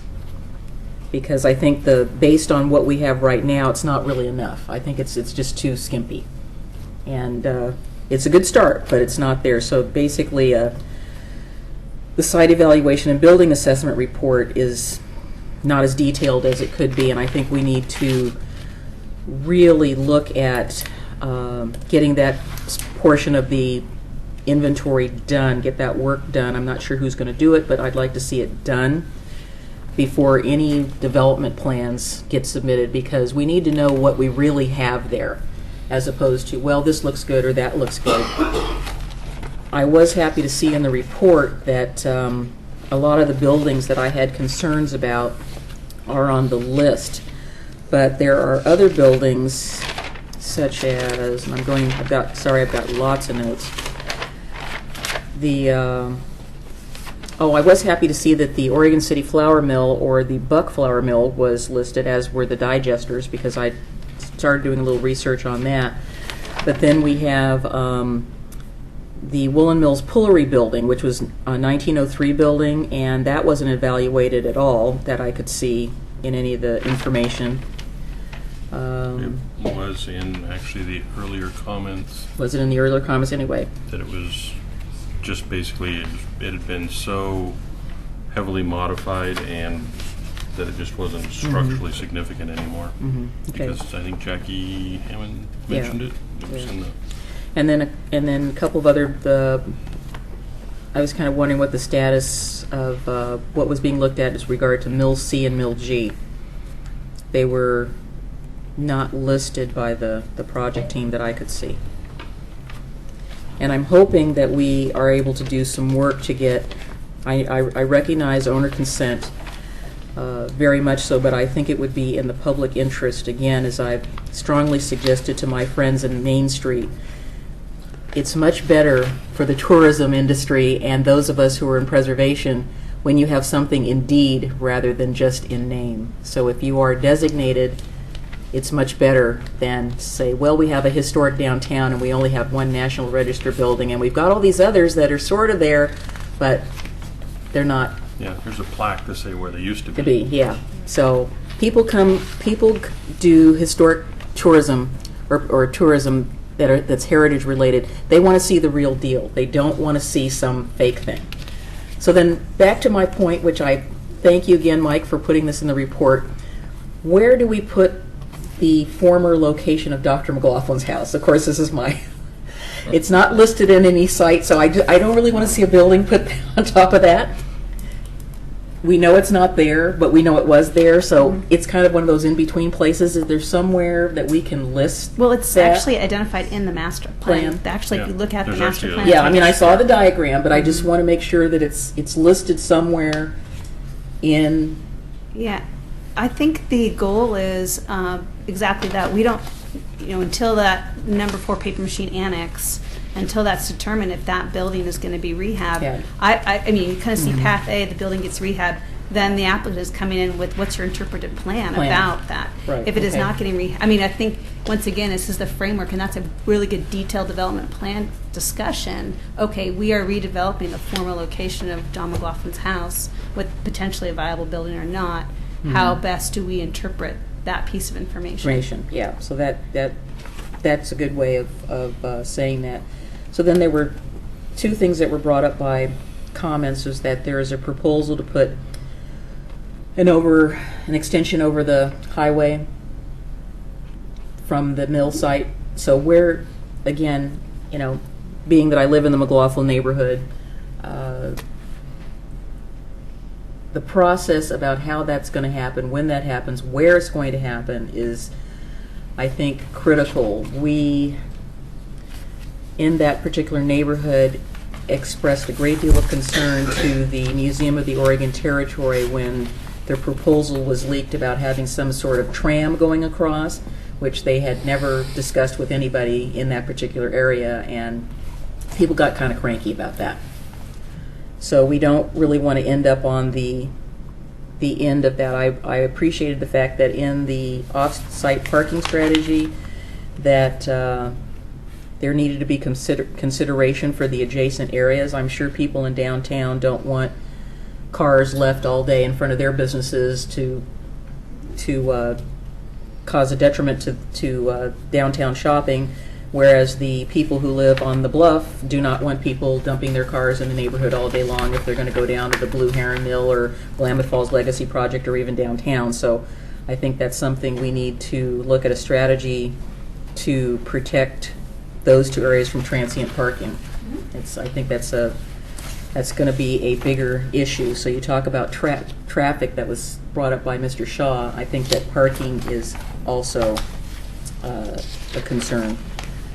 I had already talked to Ben about the height.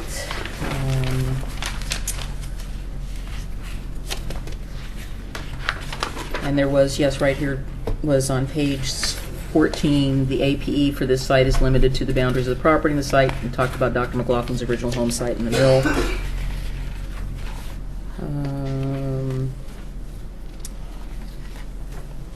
Looks like you ran out of ink with your highlighter. No, I still have a lot left in my highlighter. She's highlighted so much. Yeah, this is what happens when you're reading this and you reread it.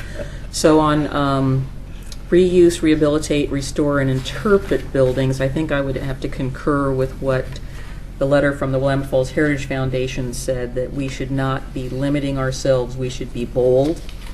I know that there's been some comments about getting a lot of those buildings nominated to the National Register, which I think would be, again, in fact, rather than just saying it.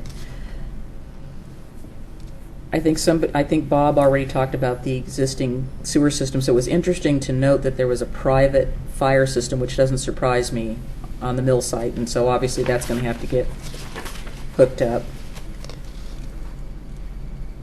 So I guess the question I had too is, on the report it lists the recreation of the streets as new streets. So are we looking at those as new streets, or are they being we're reestablishing those streets? Both. Okay, because I know they're there. I'm not sure I would look at them as They're basically alleys. And Yeah. One's blocked, I think, Yeah. by a shed. Yeah. So. the thing with the trees and the requirement that you don't have to put in street trees if we've got basalt. I've seen a lot of areas where they have put in, I should back up and say I have experience in doing underground vaults, and I don't recommend them. When they work, they're really great, and when they don't work, they are really terrible. I've had 2 that worked and 1 that did not, and it was a constant leaking problem, and it was also in basalt. I'm thinking, could we put something in the plan that talks about allowing for some street trees to be in very large planters? I've seen that done, particularly on the East Coast, and you can get some species that will work, and they look really good, and it still gives you that sort of tree canopy type issue. See, I don't have every page highlighted, just most of them. I think we talked about housing a little bit, and I think having mixed-use housing is really good. I don't have any issue with that. I had the same concern Damon did about limiting some of these craft uses. I just saw that East Side Distilling moved from a really small location on 7th Street. They're now moving over to just off of 99E where the big antique store used to be. So, I mean, there you go. And by the way, their stuff is really good. So we could conceivably get someone in that might, have a tasting room and be distilling some sort of beverage. Maybe we'll go back to the beer that was processed back in Dr. McLaughlin's day. I understand he was a connoisseur. It's really bad. It's been sitting way too long. No, this would be new beer. This would be new beer. This would be really new. Well, you never know what you're going to find in some of those underground vaults. We might find some. Maybe he stashed some away. It's been knock open one of those things. Whoa, look at that. It'd be very fermented. I really think that your proposal about expanding the width of the sidewalk is totally appropriate. I think in order to facilitate pedestrian access, I think we're going to have a wider sidewalk than what we currently have. And I think your point about the things getting put in there with street furniture and this and that really does sort of make it like a chute, and that's not really what you want to do. Are we going to have an opportunity to talk a little bit about the design guidelines that you're proposing to use, which are similar to the downtown ones? I have not had a chance to really review that in depth, but I kind of wanted to make sure that the commission was comfortable with that. We plan on going over the design guidelines in depth on Monday, next Monday. I guess the question I have too about our attorney is that we've got a lot of wills in there, and I know that we have had debates about should and shalls, and I think where we can, we should shalls. We should say we shall do this as opposed to we will do it, or I saw a lot of it that we must do it, and I'm not asking for an answer. I'm just saying I noticed that in several places, and I circled. There's one that says specifically it is expected that the city will require, and I thought, okay, will we be doing this or won't we be doing it? Are we going to require it or are we not requiring it? So I just wanted to be clear. I think I'm getting down to the end of my extensive list here. I feel I should have had more now. Yeah, I had a question about the design standards, but we're going to look at that. We just leave Denise to do the details when we do the flyby. That's right, that's right. We'll just say what she said. Yeah. Yeah. Well, staff asked us to read this, so really, I really wanted to read it. I'll have what she's having.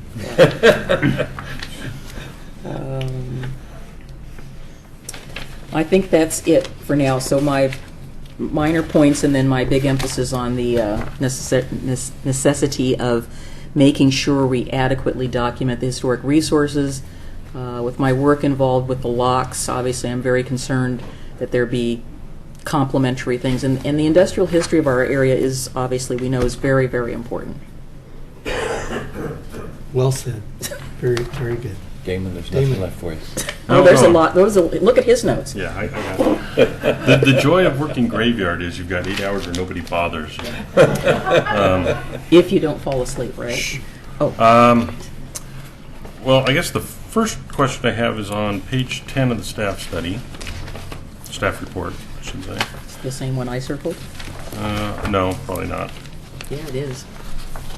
At the bottom, the second bullet up from the bottom, talks about right-of-way shall be governed by a street utility, blah, blah. And then the second sentence says the Public Works Director may approve or require an alternate proposal of a private streets governed by a public access. There's like words missing there. It's an alternate proposal of a private streets governed by a.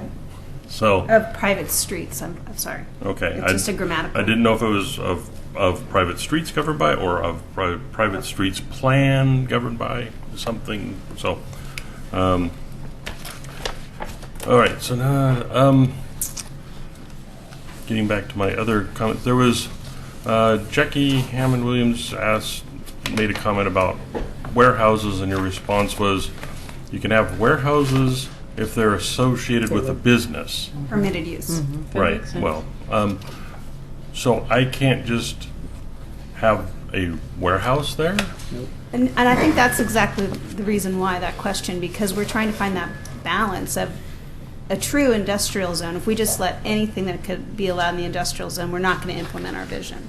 So at what level of light industry makes sense in this area? And that would be warehousing related to a permitted craft use. So if you're warehousing for your craft industrial use, that's one thing. But if you're just renting out a building to do warehousing that has no other use other than storing of goods and transferring, that's not really the best use of these 4 blocks. It's really more of a First Street up in Oregon City use. It should be attached to a job creating craft industry is what we really see.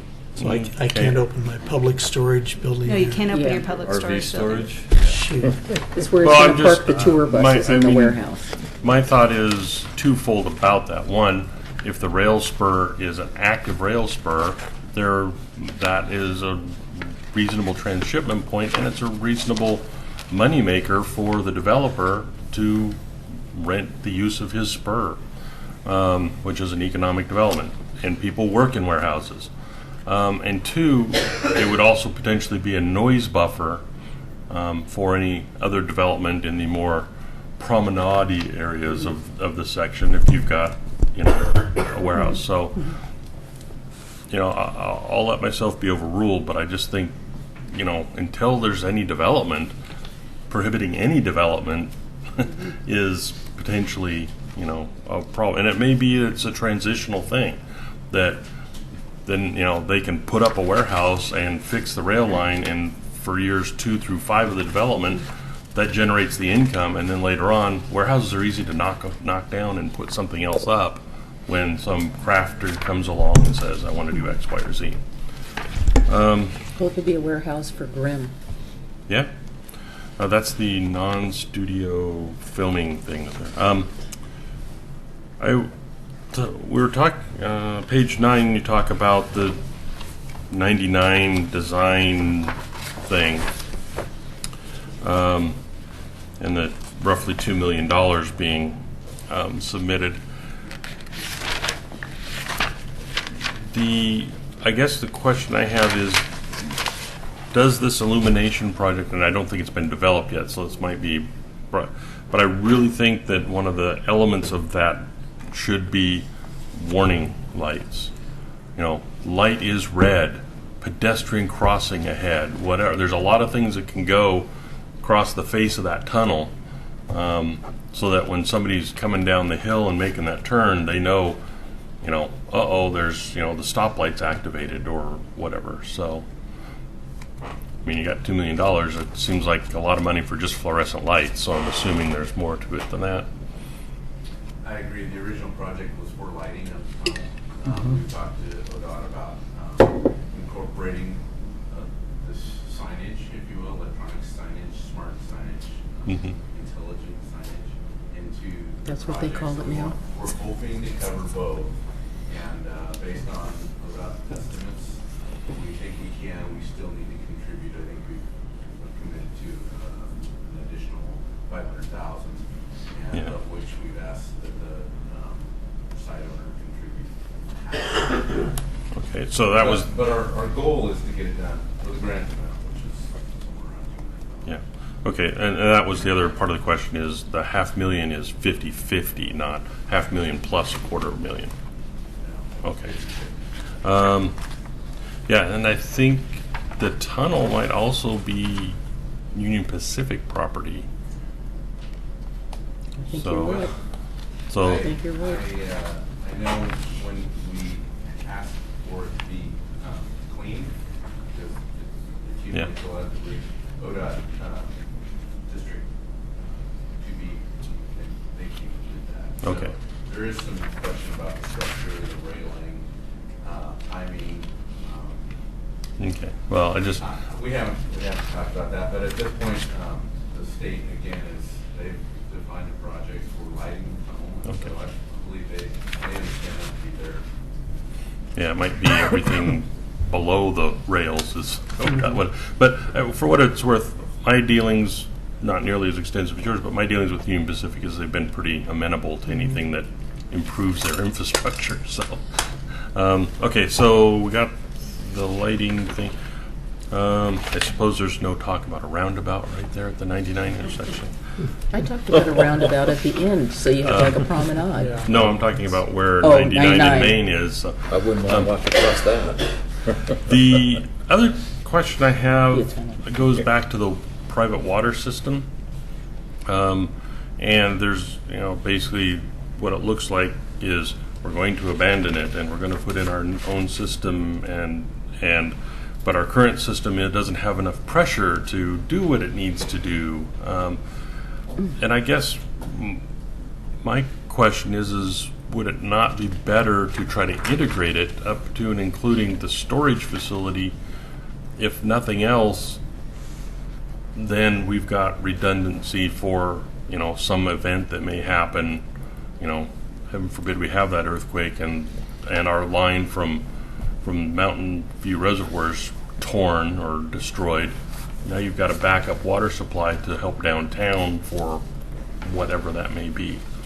I mean, there's a lot of already built, and it seems like, redigging the wheel in basalt is not necessarily a good idea. So how salvageable is both the sewer and water systems?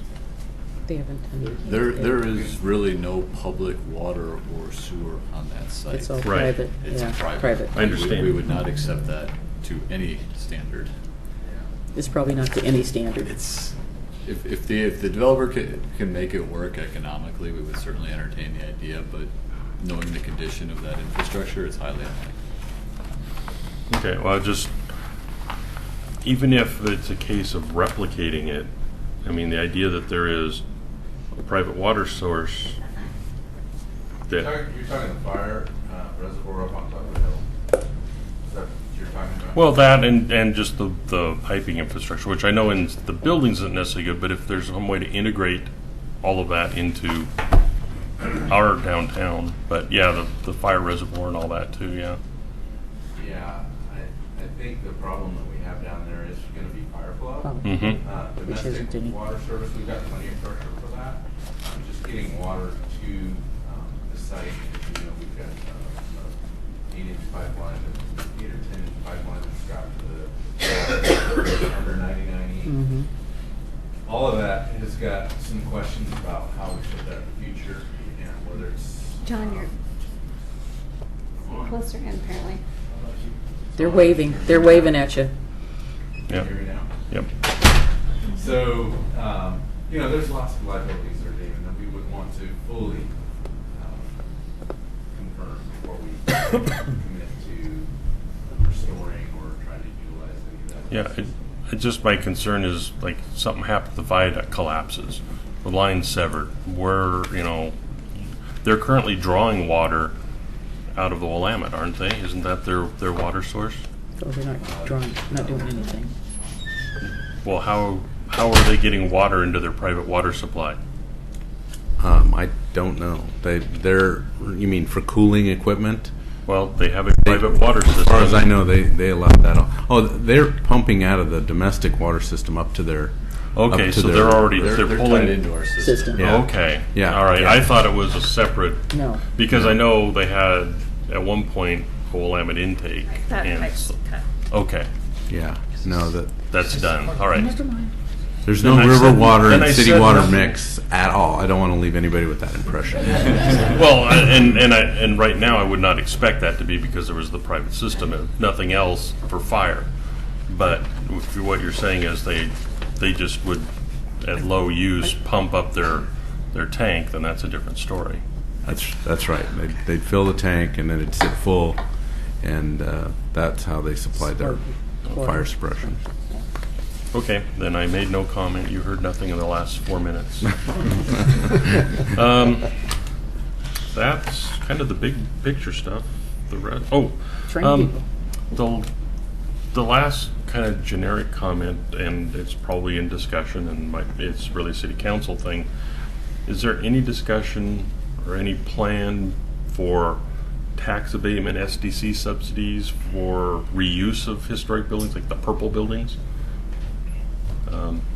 Not at this point. When we went through and we had part of our was looking at the costs associated with this, and essentially it's identifying, okay, here's all these tools that you have available to you.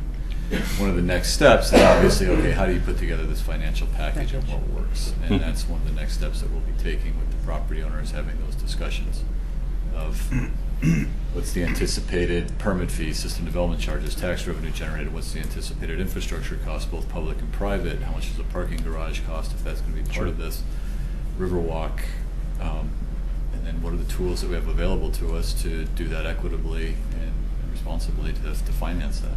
Yeah. So I don't have an answer for you, but it's it's the big one. It's not off the table, but it isn't necessarily okay. Because the one thing that is off the table for general public is urban renewal, because urban renewal stops at 99. It doesn't cross into this property, correct? Right. No, it does take in lot number. The office building is part of the existing urban renewal district. Oh, it is. And so, the discussion is: do you create a new urban renewal district? Do you expand the existing one, or do you use some other financing method? Right, but creating a new one. Expanding and or creating a new one are going to be in front of the citizens. That's Correct. not something. So, right. Okay, I thought 99 was the divider. Yeah, so. it's weird how it comes across for some reason. Yeah, probably because it used to be a bank before it was an office room. Yeah. Used to be a post office. Yeah, it's all the same thing. Money goes in and out. Did you have a comment about the train depot? Nope. I'll leave that one. Okay, thanks. Bob? Well, I think that we've got to keep in mind that we've got two major developers with this site. One's the public and one's the property owner, and he's going to convince developers, investors, to invest in that property. And as I see it, there's going to be some collateral effects of this that the public's going to have to deal with, and Denise brought it up, and that's off-site parking for people that want to use that Riverwalk site, because I don't see any accommodation for the public parking. And if this thing is successful as we hope it's going to be, there's going to be a lot of people there, and those people are consumers, and they're going to spend money on that site if it's developed with retail and things of that nature. So we've got to keep that in mind, because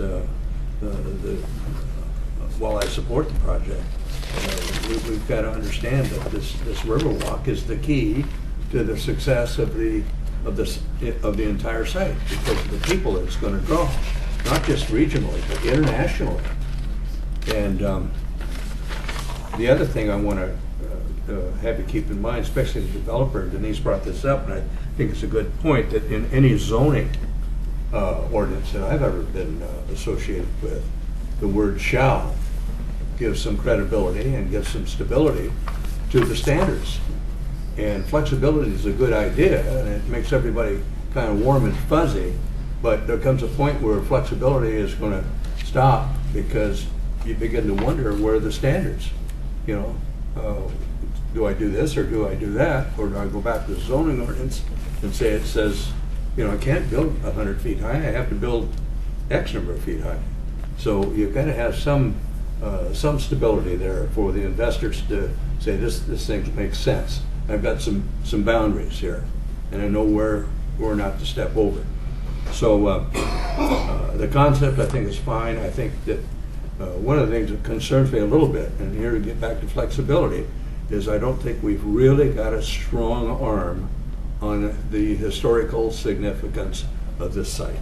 People are going to come to that site because of those falls and the historic significance of the background of them with the Native Americans and the end of the Oregon Trail and things of that nature.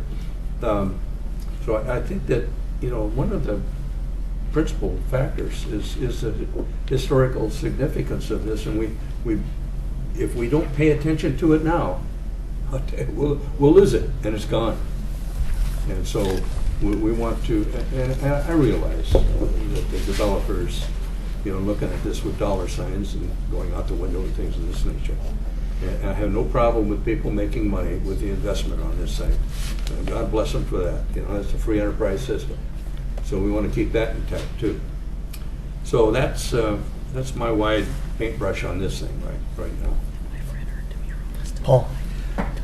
Thanks, Charles. I'm going to start with an opener, which is my favorite, and I've used it before, and I think that we need to embrace change in order for things to stay the same. So in other words, in order for us to achieve our same quality of life, we need to embrace changes that come before us, such as this project and others that we've reviewed. I think that the rehabilitation contributes to the pedestrian-friendly and compact urban form, which I think is essential for this site. I would consider actually more flexibility and perhaps even a semi-form-based zoning approach, because conceptually now, I think this is an overwhelming project. It was overwhelming to review and look at, even though it's been out there for a long time. And I know that we're going to run into issues that are going to be lost opportunities if we don't have that ability to be a little bit flexible in the design. And I don't want to go into design, but I think the philosophy should be that we do that. On the other hand, I think we need to look at the master plan in terms of realism, in terms of design for the floodplain, Willamette River Greenway, and some of those other static boundaries that we really can't get around. I mean, those are things that we have to deal with. Maybe there are parts of buildings that could be a little bit higher. Maybe, you know, I wouldn't want to have monolithic building height, but perhaps, you know, undulating building heights, or, you know, different building heights at different levels to show a little bit of diversity in architecture. And then it should be used to make up for some of the other constraints that are affecting the foundation of the buildings. Parking and traffic modeling have come up quite a bit, and I want to make sure that, I don't know how much of that we have done, but I think it's really important from an agency coordination standpoint to do some of that early modeling, especially with ODOT and any other agency that will, you know, this is kind of, we're at the very beginning of the project, and everybody is on board and they want to help and they want to work together and all this other kind of stuff. But as we get about 75%, 80% through the project, you start getting withdrawal of support on certain major agencies that we have to depend on for their approval. So I just want to make sure that we get enough information out there at the beginning so that we can maybe spring some of those traps, I guess, and understand what constraints we're actually under. Because I mean, I'm looking at this just as an example. I'm looking at condition 19, and I want to see that river walk. I mean, that was one of the things that I saw when I first moved here. It was the biggest frustration ever was to have this Willamette Falls thing here and not being able to see it because, I guess it was Smurfit that was there at the time. Smurfit? Yep. So it would be really nice to be able to walk out on the promenade, but I don't want it to have to be hamstrung because we can't construct the tunnel improvements or there's some other constraint that we're being held hostage for. So I guess those are some of the things that were coming through my mind when I was looking at this. I agree. I think that there should be a turnaround, from a design standpoint. There should be a turnaround at the end. It just seems like there'd be a lot of traffic coming down Main Street and not having a way of getting out. That's been one of my biggest sticking points on this plan. I don't know how to get around that, but I think there needs to be some way for traffic to circulate back out through to 99 East in this. I'm not sure how, but one of the early designs had the Sputnik as the center of the turn. You'd go to the end and there'd be a turnaround and there it would be. And that sounds awesome. I always thought it'd be great for that to be a world map of 1843. Like here, Africa's this outline, and here there be dragons, and Oregon's this big broad stripe of a territory, and it'd be an interesting little historic thing of. In 1843, this was the world as we knew it. Yep. Yeah, that'd be awesome. So, the end of yeah, so like I don't the want to prom. go on any further. I'm probably going to have more comments as things kind of shake out of this project as we review. It's getting late. So that's pretty much what I have. Thanks so much. Sam? There's been a lot of good comments. I won't repeat, and there's been a lot of good work in here, just wider sidewalks, etc. So, thank everyone who's been working on this. I would like to hear more about the transit access likely to improve, and if we could have some comments from our transit provider, TriMet, on that. I mean, are we talking about buses going up through where the mill site is now, or just higher frequency buses to the area? I mean, they do go up through 99 now, so I'd like to hear more about that. I think parking is very important and has been brought up. It's not just parking in this area. It's parking for the larger area and everything up from the bluff down to Amtrak. So how can we mitigate that, and are we going to be incorporating this into the existing fee schedule? And I suggest we do, just in order to manage the parking, so we don't have people that are parking there all day long, or we don't have employees parking in front of their own building. Additionally, I think we need to think about bike parking. If we're trying to have this as a bike-friendly place and get bike culture, we need to think about where the bikes are going to be going. And along with that, kayak and canoe storage. Yeah. I mean, Lockers. people will. Bike lockers are great. Yeah, all kinds of lockers. I have a friend that kayaks here now. It said that the streets aren't predetermined, and they were waiting for the proposals to come in. I'm assuming we can think that some of these streets are determined. I think the phasing and the implementation, the exact, very specific dimension, especially relating to 3rd Street and 4th Street along the bluff, those kind of half streets, those can be designed quite differently depending on the abutting uses. Is this a festival street? Is it just parking? Is it more of a traditional Main Street? Pretty much part will be what you think of as an extension of Main Street. It's kind of these secondary streets that really have to understand what the abutting development will really be to understand. Where I was going with that is just pedestrian flow. So it sounds like we would really have to wait for that in order to figure out where crosswalks are going to go and correct. We're going to That move level of stuff detail around. is detailed development plan. Okay.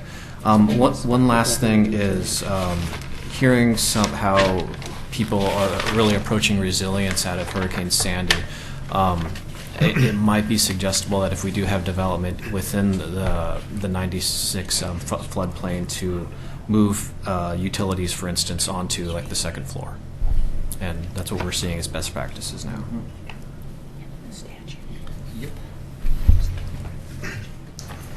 Okay.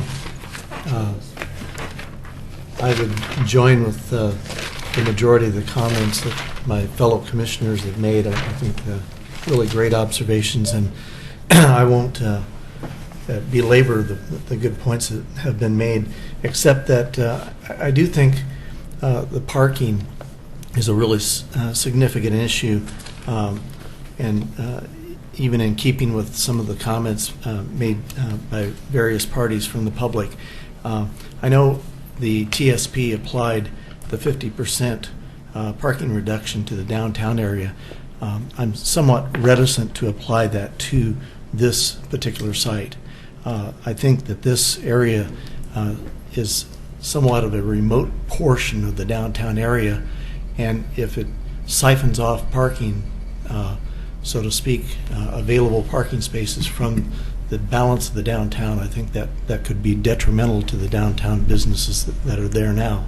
So it seems to me that this development area needs to stand on its own when it comes to parking, on-site parking. This area is actually already in the downtown parking overlay district. I understand. That's what I'm saying. Okay. I'm reticent to apply the 50% reduction to this area.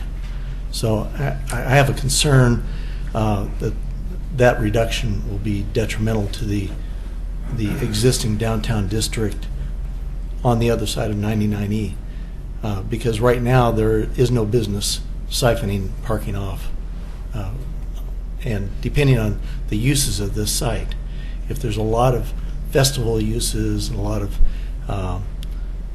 things that are drawing people to the activities that we're hoping that are going to happen there, it will be bringing people with parking.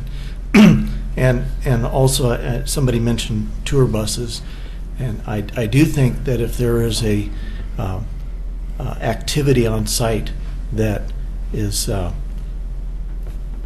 it generates tour bus activities, that there need to be some designated parking areas for tour buses so that we don't end up with a downtown traffic nightmare. So I think the parking and the traffic, and hand in hand with what was also said about the pedestrian access, is really a key element.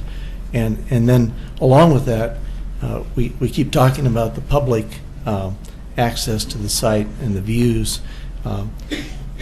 When we were having our conversation earlier about the heights of the buildings, it seems to me that the buildings that are on the northwest side of Main Street, or the area between Main Street and the river, that area would be appropriate to have more of a defined height limitation to keep the heights of those buildings down. I do like what Paul was talking about, a variegation of heights, so possibly there could be an allowance for average heights along that portion of the site. But it seems like we don't want to create a barrier there for people to be able to look beyond those buildings and see the river. So I think a height limitation on the northwest side of Main Street would be an appropriate thing, and not just the way it seems to be worded now. It's a little bit ambiguous to me. And with that, I'll just go with the rest of the comments that have been made by the other commissioners. Just kind of an addendum. The whole parking because of the Riverwalk, I'm not as concerned about it as the other commissioners, because the Riverwalk goes all the way to Clackamas Park. Goes beyond that even. But there's a lot of on-street parking being developed by McLaughlin, to redo McLaughlin, and we want people to walk that whole promenade and everything. So if it means that, they're here for a stroll, they're going to be strolling, and it won't be just to go look over one little view thing. And then I guess the last little comment is a generic comment for the developer. I really miss the noon whistle. I mean, that Well, you knew what time it was, that's yeah, for sure. and you could hear it all over town, which probably some of the people don't like, but I did. I loved hearing the noon whistle. And at noon, if it's bothering somebody, I'm sorry. You know, you're on the wrong work shift. But anyway, so I don't know if there's a noise ordinance that prohibits that, or if they could reinstitute it as a historic thing.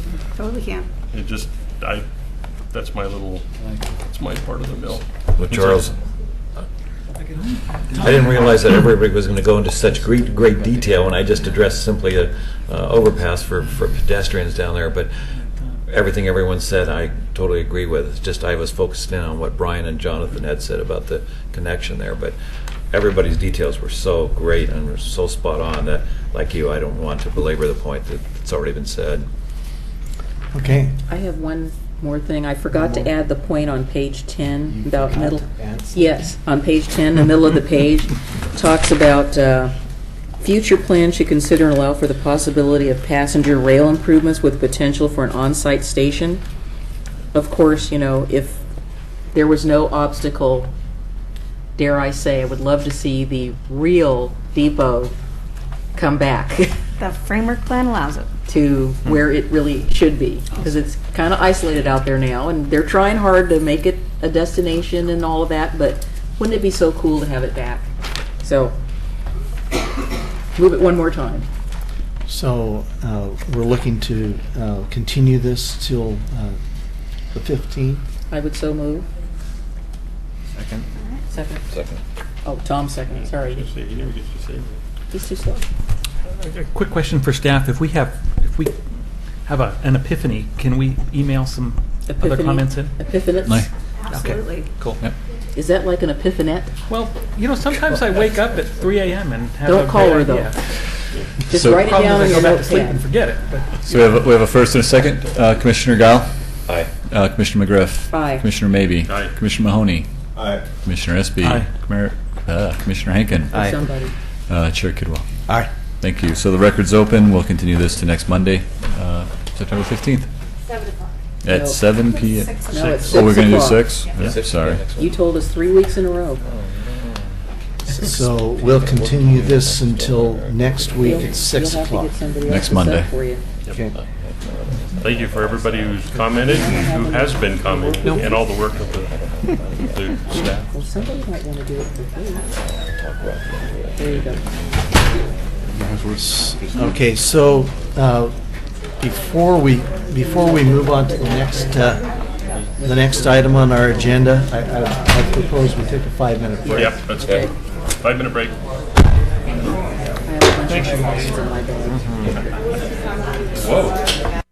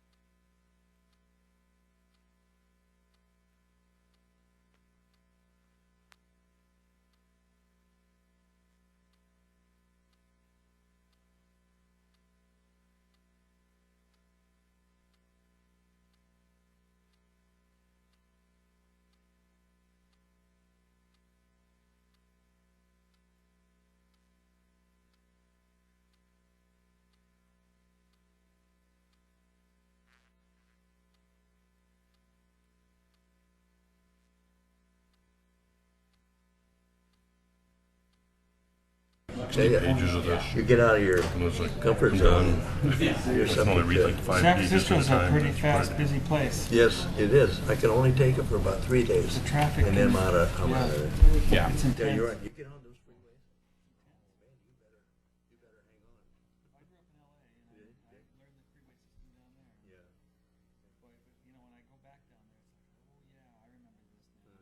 I try to stay on the surface streets in San Francisco. If I know where Gary is, I'm pretty well oriented, you know, because then I know where the ocean is and where the bay is and the bridge. At least they have the BART. Yeah, at least they have the BART down there. I stay in, right in the middle of town. The legislation. You can get that's anywhere a on the bus. commission report almost And it's all identical. electric. Is it? Oh, it's overhead wires, isn't it? Yep. In fact, when I used to visit my wife, she was at school up there. She would never know street names, but if you asked her directions, she would know it by bus connections. Oh, is that What about the streets? I don't know what streets they're on. Elaine was, grew up in San Francisco. She left when she was 13 years old. She didn't tell you anything about San Francisco. Pete, are we ready to go? I'm so ready for fall. Okay. So we are back in session, and our next item on the agenda is PC 14-101. It's 950 South End Road Assistant Living, CU 14-01, SP 14-09, VR 14-01, and LL 1405. And Carrie, do I need to read the script again? No, because I think everyone who's here now was here earlier. But you do need to do a request for additional ex parte contacts since the last hearing, which I don't remember when it was. So do any of the commissioners A month ago. have A month ago. any ex parte contacts, or have they visited the site since the last hearing on this? It was August 11th, 2014 was the last one. Not I. I have not had any ex parte contacts, but I have made a point to go by the site on a very regular basis. I ran into the applicant at Bugatti's. Bugatti's. The two Italian places at Bugatti's, and we spoke briefly in the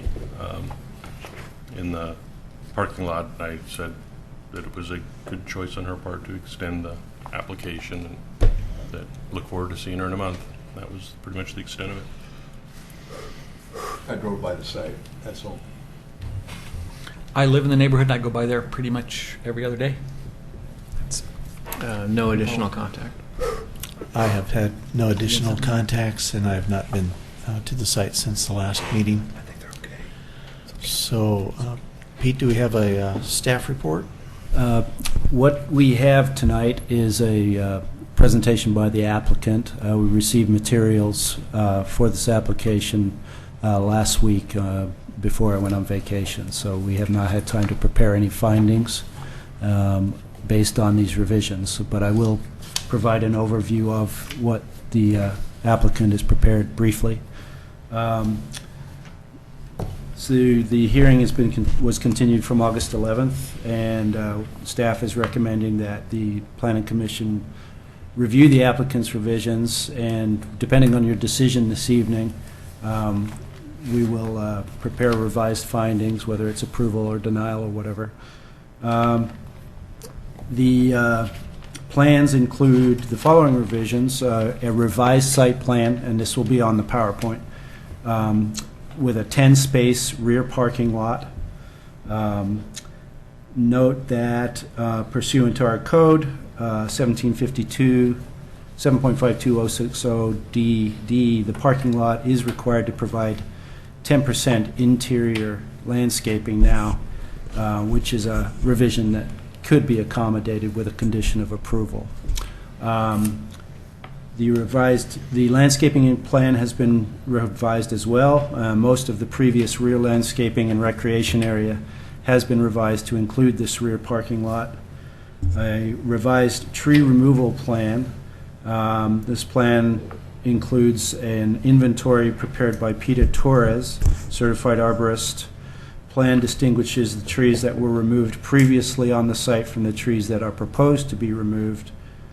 63 mitigation trees are proposed to be replanted either on-site, as can be accommodated, or in an off-site location approved by the city. And the elevations and materials have been revised. Street-facing facades and other facades have been revised with new materials and window design. And without further ado, I'm just going to hand it over to the applicant at this point, Chad Vallely. will be Before presenting. they Yep. do that, Mr. Yep. Chairman, could I specifically request that the testimony be directed towards the items that the Planning Commission talked about and specifically the criteria? Thank you. That would be most helpful. Please come forward.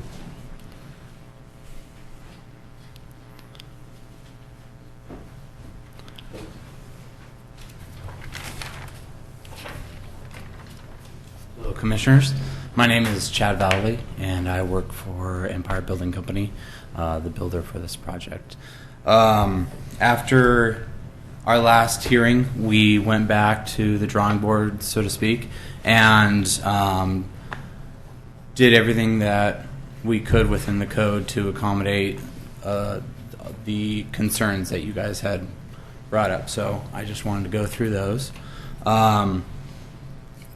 The specific items that we are going to discuss are the parking spaces, the design of the building, the tree plan, and the landscaping plan.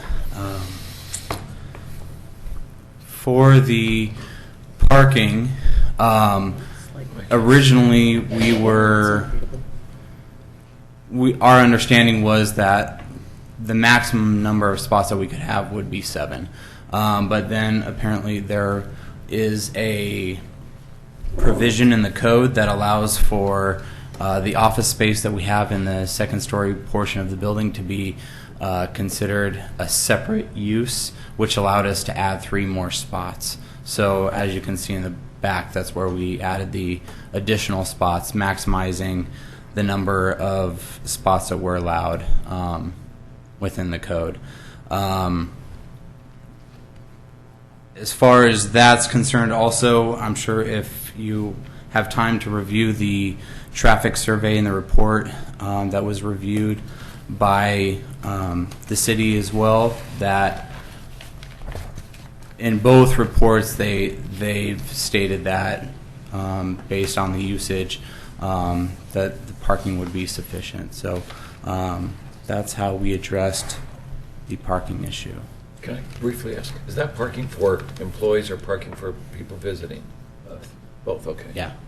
Are there going to be designated employee parking spaces?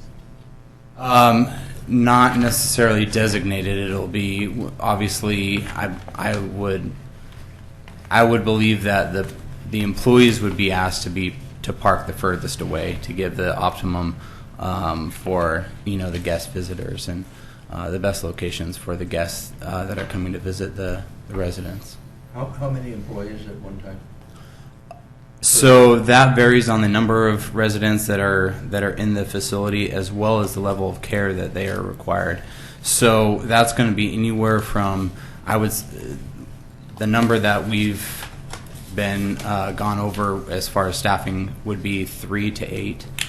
Depends on, again, how full the facility is and how much individual care each resident needs. I think we have to look at reasonable worst case, though.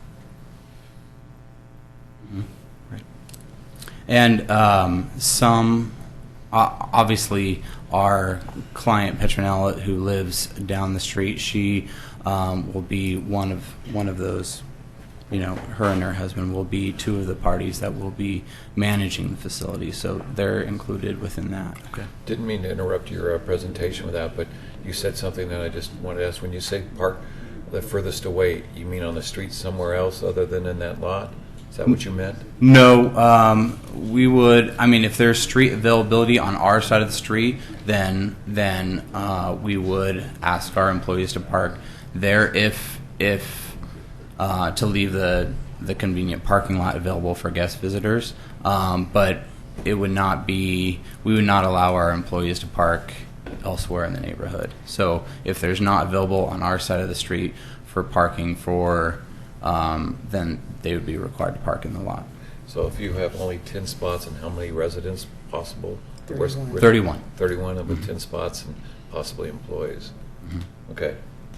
So again, we're constrained by the code. That's the maximum number of parking spots that we're allowed to have on this property. So, and the traffic survey and report supported that with their findings, and I'm not an expert on that, so I can't really speak to the number of trips back and forth and what that generates. I just have to go off of what their numbers say. So that's the back of the building too, isn't it? Yes. Yeah.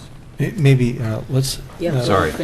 If the commission can hold their questions until after he's finished his Right. presentation. He was on parking. I interrupted. I'm sorry. Yeah, we're getting very kind of choppy here. Yeah. So let's just So, let Charles, is it the screen or is it me? It's a screen. I can't read it either. It's very bad resolution. Okay, I just was making sure it wasn't my glasses, because I can Yeah. read most of it. If you like, following the presentation, I can pull up the same site plan at slightly larger scale separately. So. Yeah. The next part that I'll move on to is the design of the building.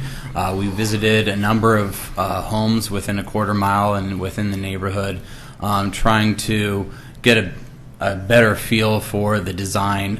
The first, if you look left to right, I'll go left to right, and then to the second row. The first one is the home directly north on south end of the property. It's a single level, and then directly across the street, South End Road, is the church. That is the second building there.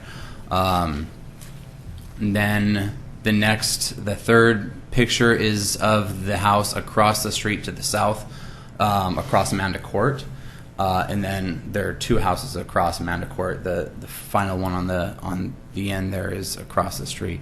The other houses were just in driving in the area, trying to get a feel for some newer construction and other buildings, sizes, shapes, styles, those sort of things, stone that was put on them, just to get an idea of what you guys were looking for in response from us and the design end of it. So those are just other homes within the neighborhood.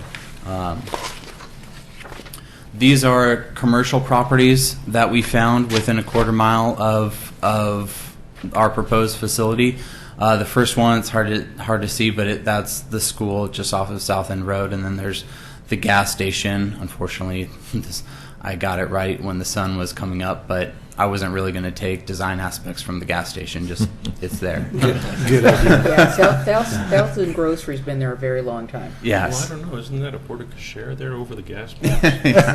Yes. And the next two pictures are of the church further down. It looked much newer construction and similar to some of our original design concepts, but I wanted to include that and look at some of the glazing and some of the different stone and design aspects that they had. And then the following two are of the fire station. And there's a open timber framing on the front, which we took some design aspects from, and the lower pitched roof, and then the church / school that's next to the fire station is the last one. So we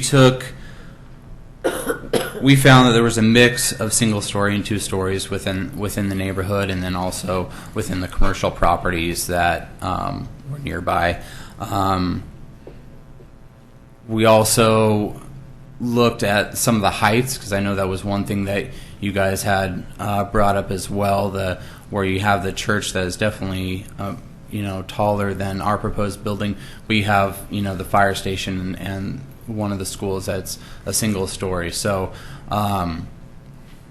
we looked at that and we took that into consideration in everything that we were changing.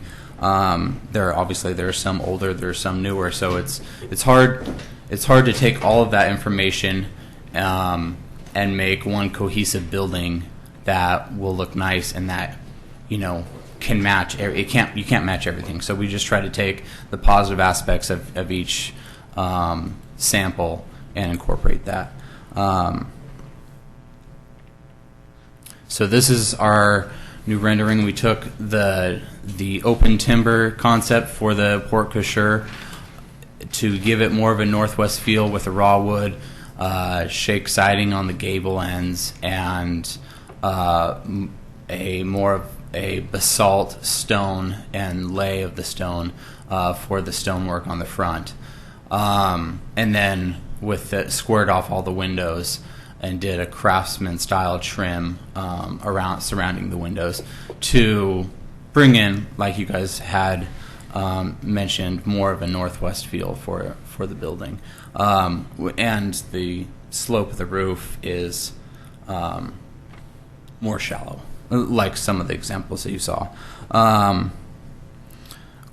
The other important aspect that we want to mention is that it's important for us and for our clients that the facility has a home feel to it, that it's not an industrial or a hospital or too commercial of a feel for the residents. It's important, one, for the marketability, but more importantly, the studies have found that they have a longer life expectancy if they're in a place with social activities that also makes them feel like they're at home. So between the landscaping and the design of the building and the interior specs, which I know you guys don't necessarily review the interior, but all of it holistically is we're striving to create the best possible experience for our future clients.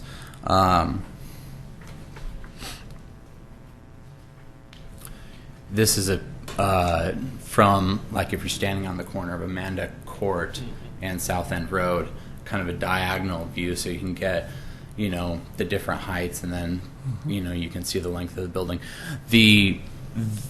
I want to point out that the landscaping on the rendering is not necessarily indicative of the heights of the landscaping and the trees that we're proposing. It's just what they're able to create in there, and we really wanted you to be able to see the building and the structure of it and the design of it, so we didn't have them fill that out with with taller trees and everything. That is on our landscaping plan, so I will go over that, but I know before in the rendering you were looking at it and you're like, why are those, those trees look small. Well, that's not our intention. This is just a representation, but mostly the rendering is so you can see the building. So, and this is the architectural drawing of it. So, if that gives you a better view of some of the details. So,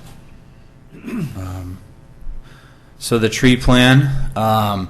We went through and had the survey of the trees that were removed prior to the application. Those are trees that have X's. All the X's were, with the exception of one, were within the actual physical footprint of the proposed building and drive-through.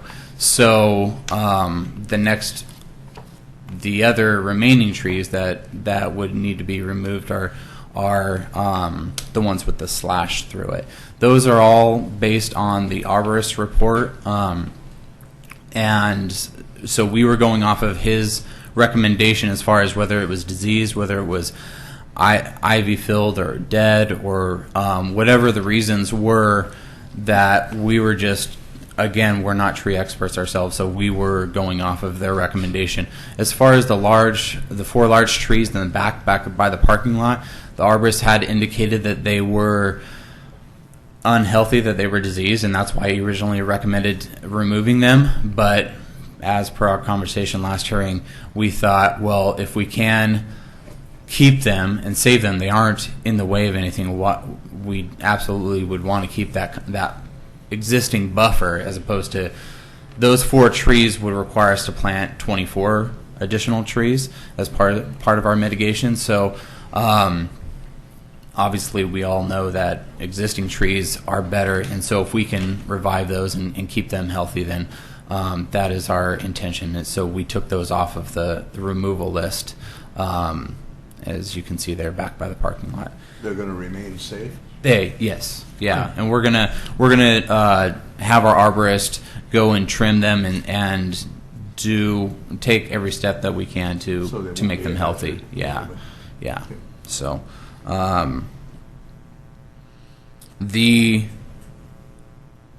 with taking those 4 trees out of the mitigation plan, the total number of trees that would be required by the code for us to mitigate would be 43, and we have 53 in our proposed landscaping plan, not counting street trees, to make that clear. So the street trees are per, every 30 feet as per the code, but then on property, on premises, there are 53 other additional trees. And we shifted the whole building down towards Amanda Court to add a larger vegetation buffer between the neighboring property. So essentially the building is now centered on the entire lot. So there's equal space between, not counting, obviously there's more space again to Amanda Court because of the sidewalk, but vegetation-wise there's equal space between the neighboring property and Amanda, and then the other side on Amanda Court.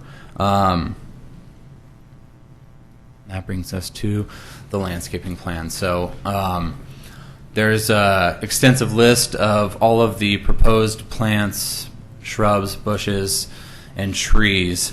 This is what our landscaper proposed for the site. What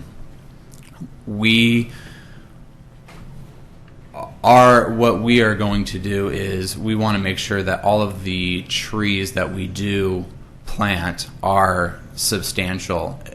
We don't want them to cause issues for our neighbors or for the building itself, but we don't want to plant little seedlings. I mean, I know there's a minimum by code of like 2-inch caliper and 6 to 8 foot tall, but we are proposing that we put in larger trees to start with to maximize that green space and that buffer visually and with sound. So those are the specific changes that we made to the plan to accommodate our discussion at the last hearing, and I'd like to, I guess, entertain what questions or concerns you guys might have given the changes. Do the commissioners have questions for the applicant? Bob? There's landscape plans and there's landscape plans. The success, a lot of times on a landscape plan, will be the maintenance of the yard. How do you propose to do that? Have arrangements been made? Yeah, we will have a full-time company that will manage. Say your name. And you'll need to introduce yourself. My name is Dan. I'm the owner of Empire Building Company and also a partner on the facility. We will have a full-time maintenance company maintaining landscaping and also the building itself full-time. You need to say your last name too. Mearson. Okay. Other questions or comments from the commissioners? Just a quick one. You said there was 10 parking spaces there behind? No, there's 10 10 total. 10 total. So Two in front. there Two are in front. one Okay. handicap and one regular in front. Yeah. So only one handicap for a facility like that? This is somebody coming to visit. I know. Not Yeah, the- so these that- are that- people that the- don't Right, drive. right. But The intention of the Portco Sure is that is a drop-off, Drop-off. loading and unloading area for Okay, all right. clients or for people that are coming from the Okay. hospital or going to the hospital. So. I understand. Other questions? Oh, go I have ahead. just one quick. The inner atrium area, I haven't been able to tell from any plans. Is that like a fully roofed? Is it glass roofed, or is it like an open area, like rain can fall on it? What's the intent of that? The perimeter area of the inside is, I think there's about 15 feet on each side all the way around, so they can actually walk in the wintertime in case it rains. But in the center, it will be open. It'll be Okay, all so this is like an landscape. open hacienda courtyardy type? Exactly. Okay, good. Atrium kind of, just a outdoor garden Sit kind down of there. feel. Yeah. Good, thank you. Other questions? Yeah, so let's start with the landscape plan since you've got that there. Obviously, I haven't seen the arborist report, but just because a tree has ivy on it doesn't mean that it's a goner, and ivy can be removed, since I've spent a lot of time in Waterboard Park taking ivy off of trees. So I guess I'm a little suspect that those would be removed, and again, I don't have the benefit of the report. And I think I mentioned last time, you're showing a new tree in the upper, well, it would be my right-hand corner. There's already a big tree there. I think you would save yourself a lot of grief if you left the existing tree and not put in a new tree. Because I really want to see that tree saved. If you're looking at putting some new tree in, I'm not seeing the point. You're talking about. Can you? Talking about right there. I have the red dot up on the screen. Which one of these along this Keep property? going. That one right there. Yeah. This one? So why would you take that tree out and then put a new tree in? Well, the I new mean- tree is a street tree. Well, I think it could get mitigated. That I believe that's right where the sidewalk goes. This is the edge of the sidewalk. I think the city could make some accommodation for a very large tree. Are you I have- speaking again, of the sequoia or I the? certainly am. Okay, the sequoia is this one right here. It's on the property. Well, what's the one that's over? There's a tree right there on that property line. On the corner out by the street where Yes. the sidewalk's Yes. going to be. I don't know. I don't remember the species. It's probably on your plan, but I'm sorry, I can't read it, but that's okay. Yeah, it would say here, but I'm sorry you can't read that. I thought it would be. It's okay. I thought it would We'll be get- big enough. we'll get but- to read it later. Can you pull up the big landscape plan? Yeah. We'll need Because, to- I mean, I think, I don't know if you've talked to your neighbor about that. It looks like, to me, that tree looked like it was straddling the property line. They usually do hazard evaluation forms for trees like that, and the arborist assigns a number Yep. of the degree of hazard. I just, maybe if we Are you have an zooming idea in? what that is. He's zooming. Getting there. So that would reduce your, almost readable. Well, it does make a difference which tree you're thinking of. If you're thinking of the one Yeah. that's in the middle of the parking lot, obviously they can't salvage that. Or The driveway. The driveway. There was just something ivy infested, yeah. 29. Going Yeah, back, what's yeah. number 29? Right there it says Silver 14 and 15 birch. ivy 29 is a infested. silver birch. Well, again- Ivy infested, estimate Yeah. size. Ivy can be removed. Yeah, but a But birch, a birch you tree? start pulling ivy off and Yeah. you rip layers of. Well, Well, birch trees have about a 25-year life expectancy. Whoops, I think the system just said, I hate you.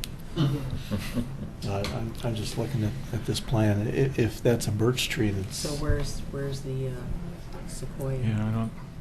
sequoia's in the middle of the driveway. Right? Yeah, but I'm just looking for the Well, it didn't, apple, when I apple, was, apple, apple. the million times that I've been No. out there, it didn't look like it was in the middle of the driveway. Well, that's what this is. The right here. sequoia is number It's number one, one and it's smack right in the middle of the driveway. right here. Yeah, Yeah. I'm sorry, but that's just criminal that you have to take that out. They just don't grow very well, and, I mean, they grow very well, and it's a shame that you're going to be removing it, but I had spoken about my concerns about the driveway. Again, regardless of what the traffic engineer says, I think that's a problem.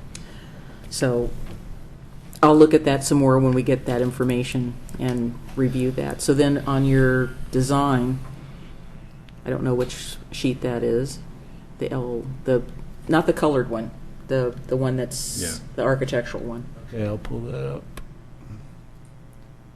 And that's the front elevation. Yeah. So I think you, whoop, And I'll okay. I'll pull up the side as well. The front is good. Okay. That's not. That's the rear That- side. yeah. Yeah, Okay, there you That's- go. That's what she wants. Yeah, I think you made some changes that are more reflective of what Commissioner Espy was talking about. Again, I don't want to micromanage this, but I would definitely recommend that you delete the shutters. Shutters are not particularly, we wouldn't have had them here in the Pacific Northwest unless they're real shutters, like on the Ainsworth House, that actually close and do what they need to do. And again, it's a decorative element that you don't need to spend money on, so I'd leave it off. funny. We're completely okay with that. All the homes in my So I'm area. just curious about the Yeah, they, tower they, you they have look right fake, above I have to it. tell you, in your neighborhood. But I think this is better. Right, well, in The the stone, picture, you've got stone looks better. Yeah. Little So- tower right there. I think it's And great. Do we have other questions? Yeah, so, Yeah. And I. Yeah, so I do. just want to, I want to see the appreciate material. the comments, but let's. Yeah, let's no, I just want to focus on see some of the questions at this detail point. on the landscape plan, which again, we don't have, so that's okay. I I can, believe that Pete has uploaded everything, and the arbor, including the arborist Sure. report and everything, to the system. So hopefully you guys have that now available to you. So we will. Okay, Thank any you. other questions for the applicant? Okay, so, thank you. Do we have anyone in the public that wanted to speak? I don't have anybody signed up to speak from the public on this. There's a gentleman there. Come on You want up. to speak? I don't have the paperwork, but Yeah, You can fill that out afterwards, that's Right. fine. Yep. my name's there'll be a Mike slight Godley, charge for that. and I live behind this that they're building. So my only concern is we talk about parking in the last thing, and we're talking about parking here. You have a facility that's huge. It was never my intentions, or what I was always told, it was going to be this dynamic of a building. What's it going to do to my property value? Sticking a structure like this in front of my house, and we have the roadway there in front of our house, were continually people speeding, racing. They park cars on the corner right in front of our driveway. We can't get into our driveway. People are coming around that corner when they park there. So when you say there's only 10 parking spots, and where else is everybody going to park? They're going to be parking all around the neighborhood, blocking everybody's roadways. That concerns me a lot. Doing something with the parking. And I wanted to make sure that they were talking about the arborist report. There was a big oak tree, and it looks like it was on the property line. And it's in my backyard. I want to make sure that that isn't tried taken down. It's a huge oak tree. And No, it's all right. So that was more. But mainly it was just the parking that really concerned me, which I noticed one of the other councilmen was saying that. Do we still have the site plan so we can see where he Right. is? So. Where his house Oh, is? his house? Yep. Is your house to the west, sir? Yeah, it's right behind the parking lot that goes down the driveway, and then my Okay. house is back behind the structure. You're behind the parking lot? You have like a Yes. flag lot? Yeah. Northwest, then. Yeah. Okay. We had a site plan from the last time, and so it was really easy to kind of see the relationship of what everybody was talking about, so. But that really concerns me, because I don't believe that you're only going to have, all your employees where they're going to park. That's just kind of distorting a lot of times when people have little events down the neighborhood, I come home and they'll park, there's my driveway and then a little bit of a piece there, and then the next neighbor's driveway, they'll park right in front of the mailboxes, and then they'll park halfway in my driveway so I can't even get into my house. So I'm just, like, what's this going to do? Do you have a curb there? But it's a real sharp, right at the end of that property where their wherever that driveway to that parking lot's going to be. My driveway's, it's a weird corner right there. Yeah. Real sharp corner. May I make a suggestion, because I have a similar situation? I got some approved yellow paint, similar to what the city uses, and I painted this approximate sight distance on either side of my driveway. It's very, very bright yellow.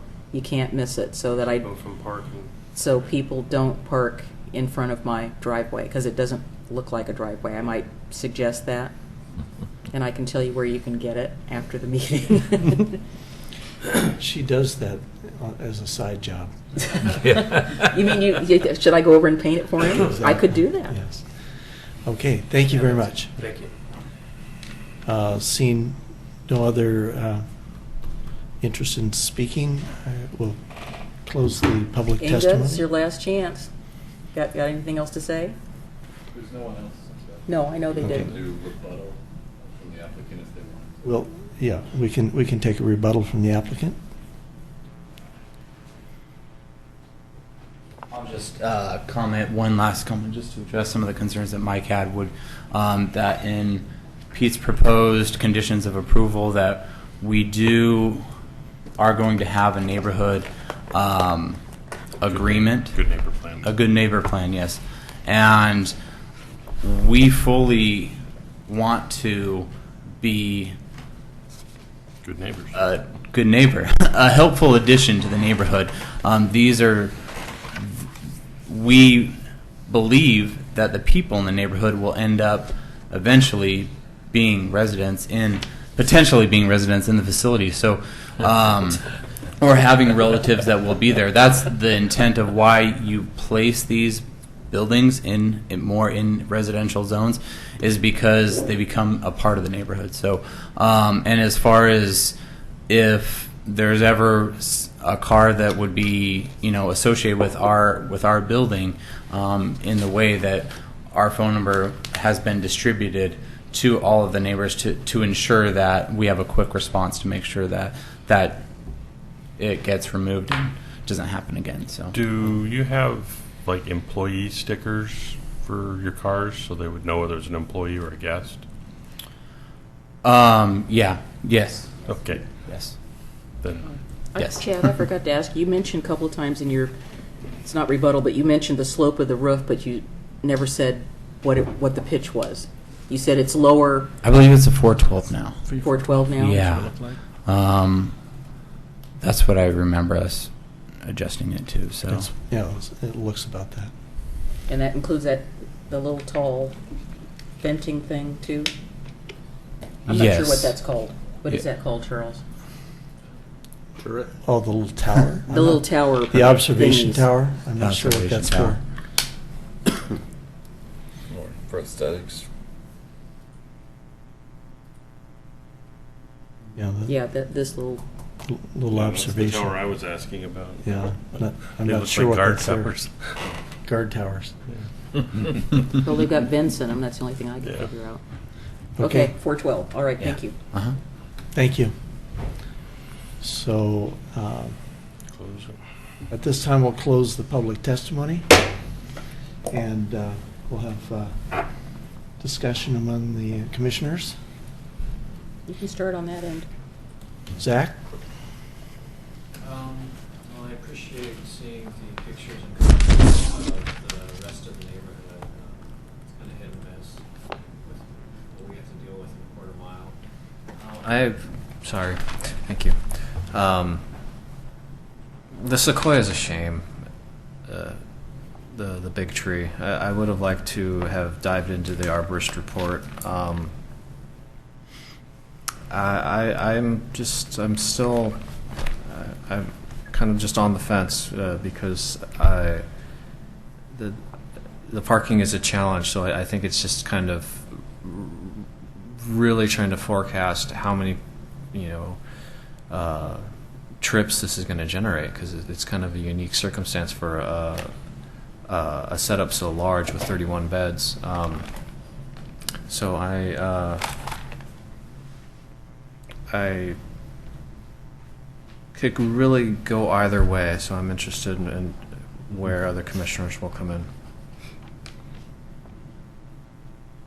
Okay. In terms of parking, I think that there is a code limitation. I'm not sure whether or not we have the authority to require more parking of the applicant. I'm getting a head shake from. Okay, so I think we probably need to stay within that target. I really appreciate the change in the architectural design. I think that looks a lot better. I think the 80s was about the worst thing that ever happened to architecture, and I'm glad that we were able to use something that's more traditional. I don't mean to sound derogatory, but the stone pillars look good. The number of pitched roofs, I think that's okay. There's a few, it's just a little busy, but I do think that integration with the treed environment is important, an important community aspect.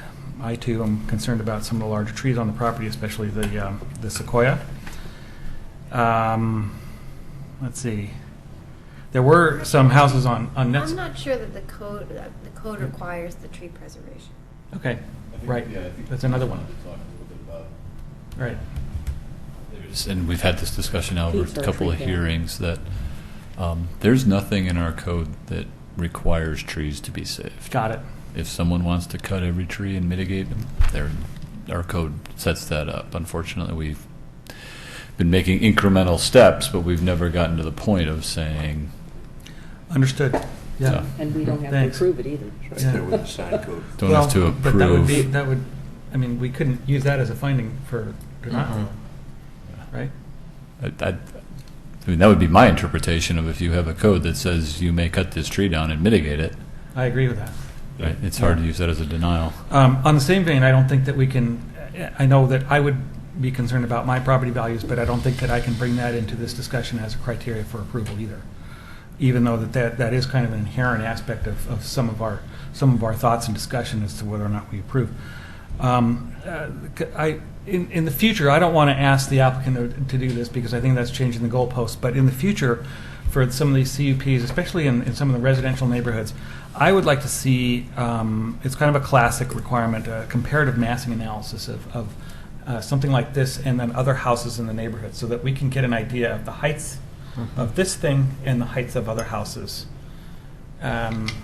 So that we can get a real good idea of how this house or how this building sits with the other. I said that at the other very neighborhoods. first hearing. Yeah. That I wanted to Did see you? that. Yes, Okay. I did.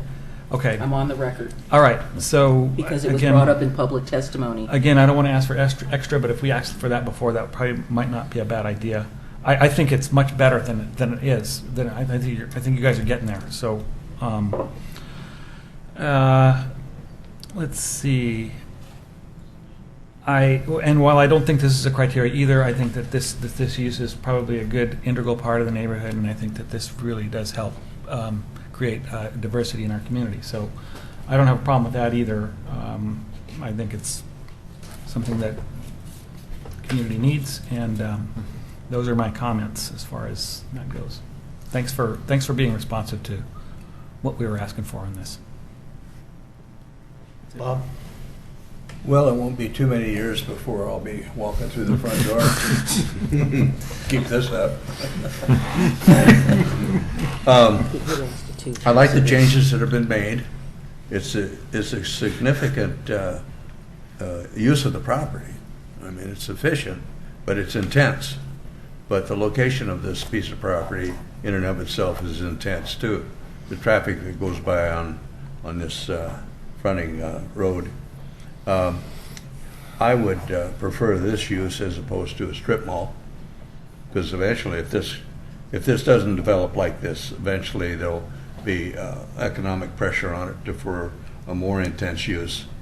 I too am concerned about the loss of trees. It's a sad situation, but I have no problem supporting this. I think the community needs more and more of these things, and by default, I think you're going to see more and more of them. So I support this. Damon? Excuse me. Excuse me. I'm all choked up. I have really no issues with this plan. We had four things to be addressed. You doubled the amount of parking from the original proposal. I would like to see more, but you've done what you can, and I fully appreciate that. As far as, and I'll just say this is a generic comment, as far as the sequoia, a lone pine or fir is waiting to fall down. They're meant to be in a grove or a forest. They support each other. So I got no problem with it coming down. The other elements, the only other concern I have is just how close it is to the top of South End Hill. You're going to have Alzheimer's patients, and they're going to like, oh, there's the driveway. But it is what it is. The liability is what it is. You can't move the property. I think just as long as you uphold your concerns about being a good neighbor and talking to the neighbors if there's an event, that there's going to be more cars than normal, and let me know if there's somebody in your parking or in your driveway. That's a good thing. And and I guess on the other side of it, the very nearby neighbors, they could probably come to you and say, I've got 2 guests. Is it okay if they're, at night they park in your thing rather than on the street where they might get hit? I mean, so there's some quid pro quo that's out there. And so as far as I'm concerned, you've done what we've asked. You're within the bounds of what you can do. And thank you for all the improvements you've made. Ditto. Denise? I've already said what I'm going to say. Okay. Tom? I also like what you've done with the front of the building, and I like being able to see those other pictures of similar houses and structures in the neighborhood. I listened very closely to what Bob said. I agree with Bob. Damon's comments were spot on, and I hope I don't have to use it too soon. I can see supporting this usage also, because I'd rather see something like this in the community than, as you say, a lot of other commercial type developments for it, and there is a need for this, a growing need. So I can see supporting it. I think overall I really appreciate the effort you've made to respond to the comments that were made at the last hearing, and I think you've done a significant improvement to the design. It's still a very massive building, and it's probably pushing the limits of what that site can accommodate just in terms of the bulk of the building. But I think the improvements that you've made to the elevation of the building is a big improvement from what you had. I would question what the little watchtowers are there for. If those are not necessary elements to the design, I think they just add a lot of clutter to that elevation of the building. You might think of simplifying that a little bit. And most everybody's weighed in on the Sequoia, and I would agree if it was feasible to reconfigure that driveway to avoid taking that down, I think that'd be great. I don't see that it's feasible just based on its location and the radiuses for turning, but it is a shame to lose that nice tree. And understanding the use of the building, I think the parking that you're proposing is probably adequate for that use most of the time. There may be some times when it's putting pressure on the neighborhood, but I think on balance, what you've done is an improvement. So I'd be prepared to support the revised design. Just as an added comment, I happen to like those little 2 towers there. I think it kind of adds. You like the watchtowers? Yes, Yeah, kind of adds something. I totally agree with Charles. I think from a design standpoint, Well, I was trying to picture it without it's less them. roof they have. It's less roof that they have to build. Less Or roof, shingle. less roof to leak. Yes, there you go. I'd like to move approval of PC 14101. One moment. We haven't got a revised staff report for Exactly. approval yet, so we would instead recommend continuing it. And there's probably several ways to do this. I don't know that we And we'd have to, we need to return for adoption. Right, right. So I think we have a sense of where you're going, and we can come back with a decision consistent with that. Okay.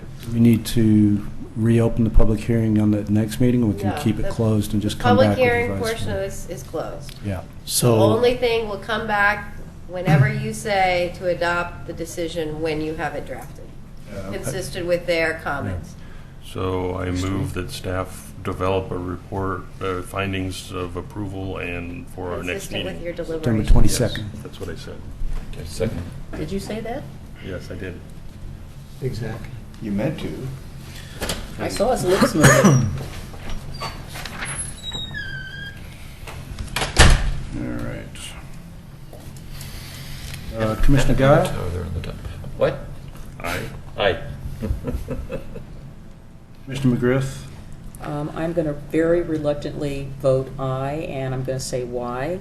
I have issues with the significant number of trees that are being removed. I know what Tony said, but that doesn't negate the fact. I also have concerns that Damon mentioned about the driveway. I do feel that as everyone else said, you made a really good, you really went to the mat on this design. And I would suggest you remove the shutters and the two little towers, and I will vote aye. That should be part of your findings or whatever. I want an extra tower on the top. We'll put one on your house. Take the towers off of here, put them on your house. That's what we're going to do. Commissioner Maybe? Aye. Take that? Commissioner Henkin? Aye. Commissioner Espy? Aye. Commissioner Mahoney? Aye. Commissioner You want a Kidwell? tower? Yeah. Aye. Little gun slot. We'll bring you back a revised staff report on September 22nd. It won't be a staff report, it'll be a decision. Decision. Construction and wine Findings country. for a decision. Okay, thank you very much. Oh, cool. Yeah. The next item on our agenda is PC 14100, It was on a LE 14-02, Sanitary Sewer Master Plan.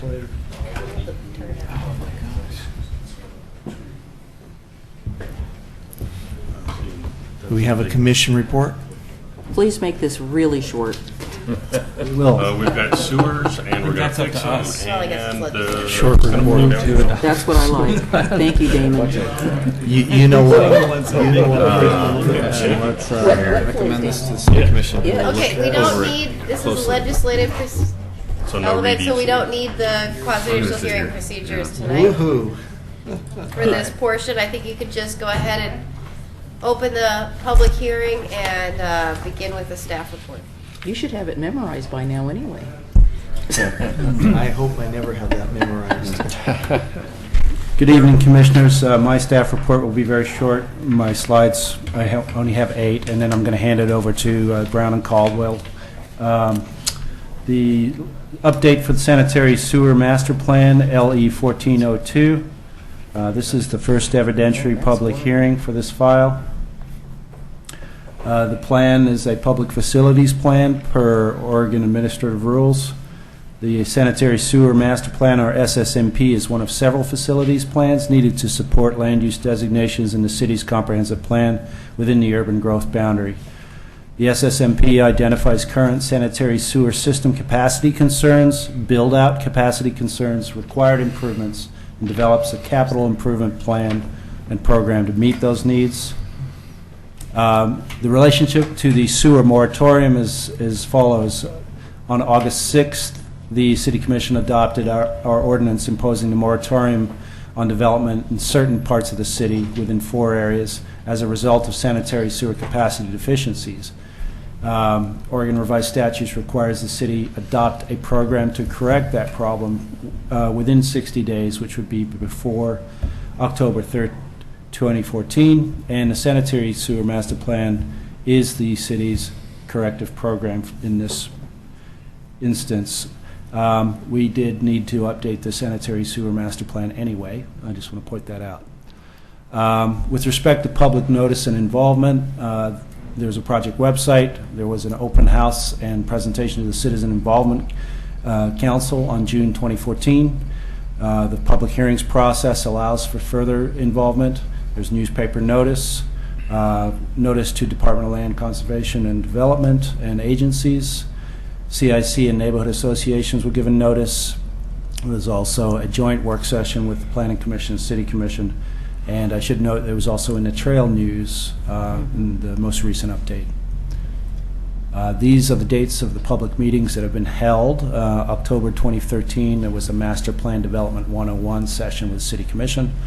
April 2014, presentation to the City Commission. June 2014, open house and CIC presentation. July 2014, joint work session with Planning Commission and City Commission. That was prior to the legislative process beginning. With respect to plan update considerations in our comprehensive plan, we have to consider the 4 items that you're familiar with: the process of implementation, the adequacy of this plan to guide land use actions, including an examination of trends, and whether the plan still reflects our community's needs, desires, attitudes, and conditions, and this includes changing demographic patterns and economics. And most importantly, the addition of updated factual information, including that made available to the city by various agencies. We've made findings in our staff report for a consistency with statewide planning goals and Oregon City Comprehensive Plan goals and relevant policies, as you see here. And with that, staff is recommending that the Planning Commission recommend approval of the sanitary sewer master plan as an ancillary document to the city's comprehensive plan. The City Commission will be hearing this on September 17th. And I will hand it over to Brown and Caldwell and I will get your staff, your PowerPoint running. Hold here. on just a second. Yeah. I want to really commend the city staff for making sure that it got in the Trail News, because I received more comments about it when it appeared in there as opposed to the open houses and things. People read it and saw it, which I thought was really good. So you hit all the bases, and that was a kind of a home run right there. Good. Getting it in there. Glad to hear it. Well, thank you for your time. Thank you for getting through this efficiently. I know it's been a topic of discussion in the city on various levels, whether it be the master plan or the moratorium. Now we're talking about rates. It's just kind of an ongoing, feels repeated regularly. So I just want to thank you for that. I do want to introduce Jim Hansen with Brown and Caldwell, and also Eric Orgren, who's at the back of the room. They're our project team, along with Pete, who's been pretty heavily involved in the legislative process, and Carrie over there for a variety of things, Tony too. So we've got a really good project team, in addition to the public involvement pieces that we've been trying to coordinate. I think I hadn't really seen Pete's presentation, so there's some duplication here that I'm going to skip over really pretty quickly, which is the moratorium piece. Obviously, we need a decision tonight to stay on track with the approval of the master plan, so that we can stay on track with the moratorium timeline, which is fairly complicated. And if you got more questions about that, I'll probably defer to Carrie. We do want to take it to the City Commission, or our plan is to take it to the City Commission. We're already scheduled for that on the 17th. So we'll be going through that as well, and looking for their approval as well. Our sewer master plan, we've got a lot of infrastructure that go along with it. 148 miles of gravity sewer pipe, 12 major pump stations, 6 miles of force main, 3,700 manholes, nearly 10,000 residential customers, and 500 commercial and 130 industrial customers. So it's a pretty significant thing. Just to remind you that this master plan is specific to our collection system. There's a treatment plant that's owned by Tri-Cities or managed by Tri-City, which is basically the county through the Water Environment Services. So this plan is specific to collections. We're going to give you a brief explanation of our process. We're going to talk a little bit about a 5-year versus 10-year storm, existing conditions versus a future build-out scenario. Our main objective is to provide a detailed explanation of what we found to be the existing system deficiencies. We have several capacity constraints which exist in our system today. We want you to be aware of these deficiencies and what these deficiencies mean for Oregon City. We want to talk about our capital improvement program, and some of the we won't go deep into cost, but just know that's also a community conversation that's going on right now with rate proposals. So this is my last slide, and then I'm going to turn it over to Jim for a few slides, and then I'll come back. But we are in the last time we did a sewer master plan was in 2003. It'd be nice to get to those at least every 10 years, and so we started our initial work a couple of years ago, actually, with some flow monitoring and some strategizing about how we'd go about doing the master plan. Our population's about 33,000. Our build-out population is projected to be around 52,000. That includes all the growth areas that you're familiar with through the South End Concept Plan, Beaver Creek Concept Plan, and Park Place Concept Plan. So with that, Jim, I'm going to let you take over. Oh, well, thank you, John. And again, my name is Jim Hansen from Brown and Caldwell.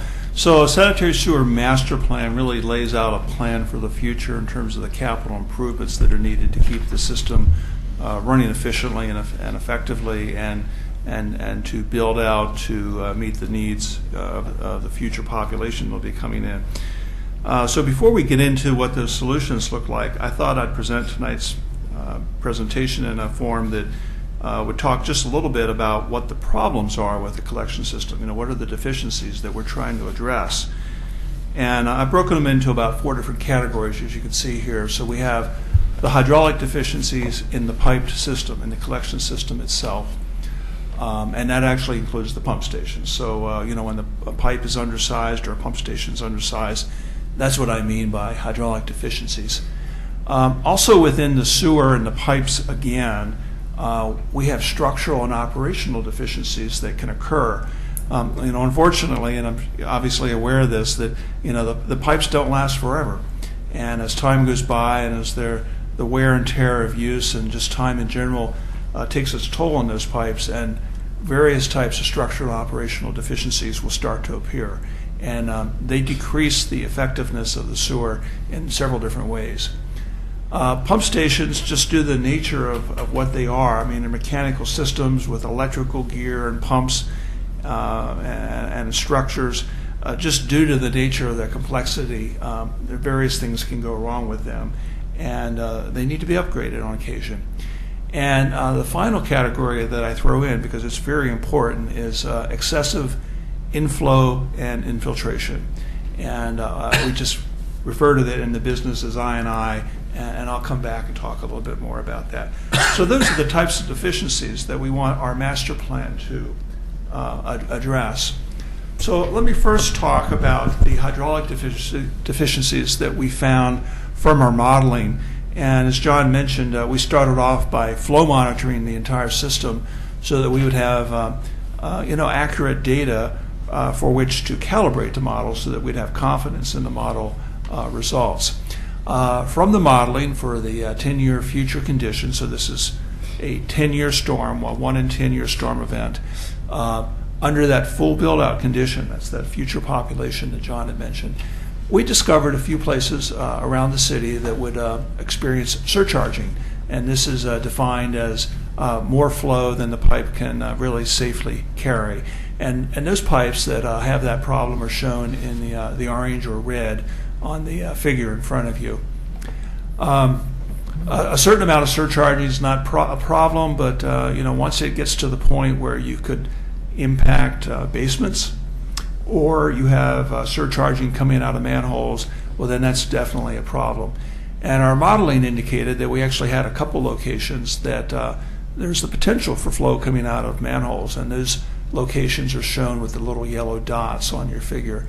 So around the city, there's a half dozen or so pipes that we're identifying as being undersized and not capable or will not be capable of handling those future flows. Next slide, John. Mm-hmm.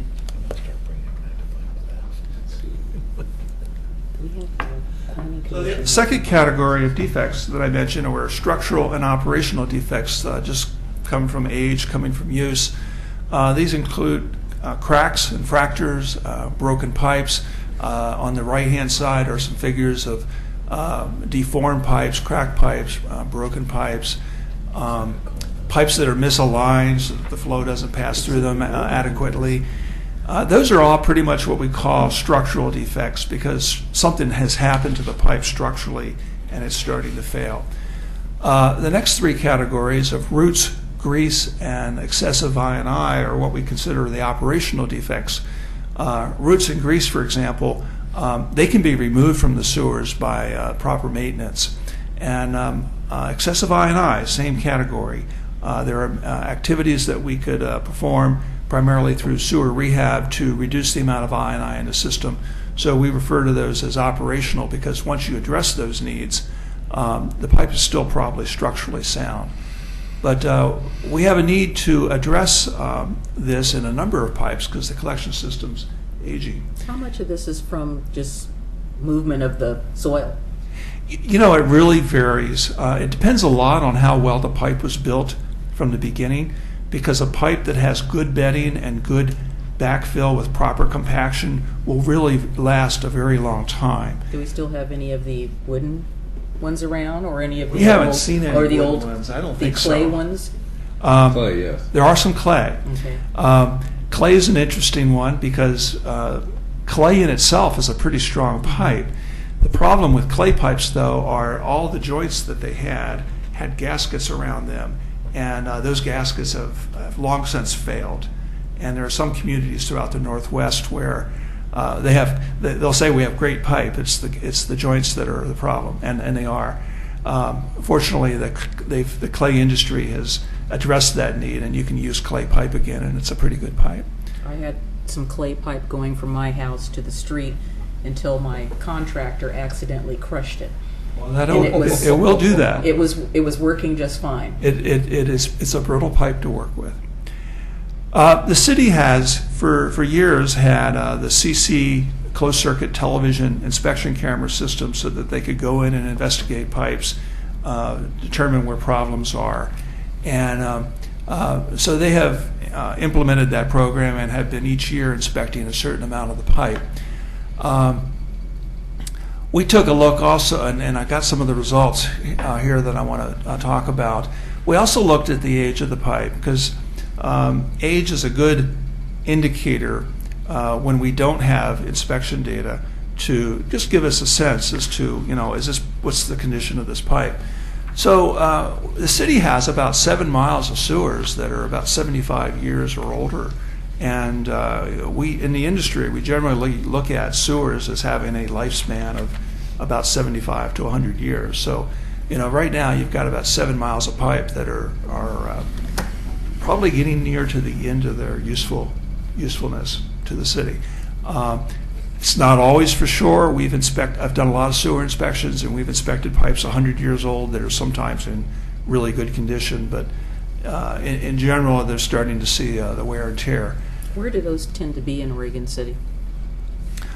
Well, I had originally thought before we got into this that they would all be downtown, but I think back in the 80s, a number of those pipes that were in the core downtown area had been upgraded as part of a sewer separation project. Mm-hmm. So they're not all exactly downtown. They're more on the peripheral of the downtown. And then, as you might suspect, as the city grows or grew, the further out you go, the newer the pipes are. So some of the oldest pipes are not in the very central business district area of the city, but right on the edges of that. They're in your neighborhood. That's what I was waiting for him to say, but he Well, I don't probably know where he doesn't know lives. the name of the neighborhood, so I figured they were Right. there. I figured they were in Basically McLaughlin. here, right around the It city is. hall. That's probably Yeah. right. Yeah, Okay. that's That about makes this area. sense. So we took a look at the sewer inspection results that the city had, and about 8% of them, as I indicate on the slide, are in a condition that we would call grade 4 or 5. And generally in the industry, we have a scale that's from 1 to 5, with 1 being in excellent condition and 5 being in very poor condition. So of the sewers that have been inspected, about 8% of them are what we call grades 4 and 5. Sewers in that condition are at a stage of their life where they really need to be rehabbed. And if you can go out and rehab them before they fail, then you'll actually see a financial benefit, because if you can fix a pipe before it collapses, there's often a great savings there. So we've identified that the city needs to have what we call a R&R program, a rehabilitation and replacement program, to start addressing the structural and operational needs of the collection system. And if As opposed to just a complete replacement. You don't always have to replace the pipe. Sometimes one of the factors is if the pipe has hydraulic capacity remaining, if it can handle additional flow, you can go in and reline a pipe. There's a process called cured in place pipe, and they insert a liner, and they go through a process where that liner will then gel and form a hard surface, and it'll add decades to the lifespan of that pipe. And you can do that for probably at least maybe half of what it would cost to actually dig it up and replace it. Now, if you're in a location where there's hydraulic deficiencies, you can't do that, because that process takes a little bit of the diameter away from it, because you're putting a new liner in. Those are locations where you'd have to replace.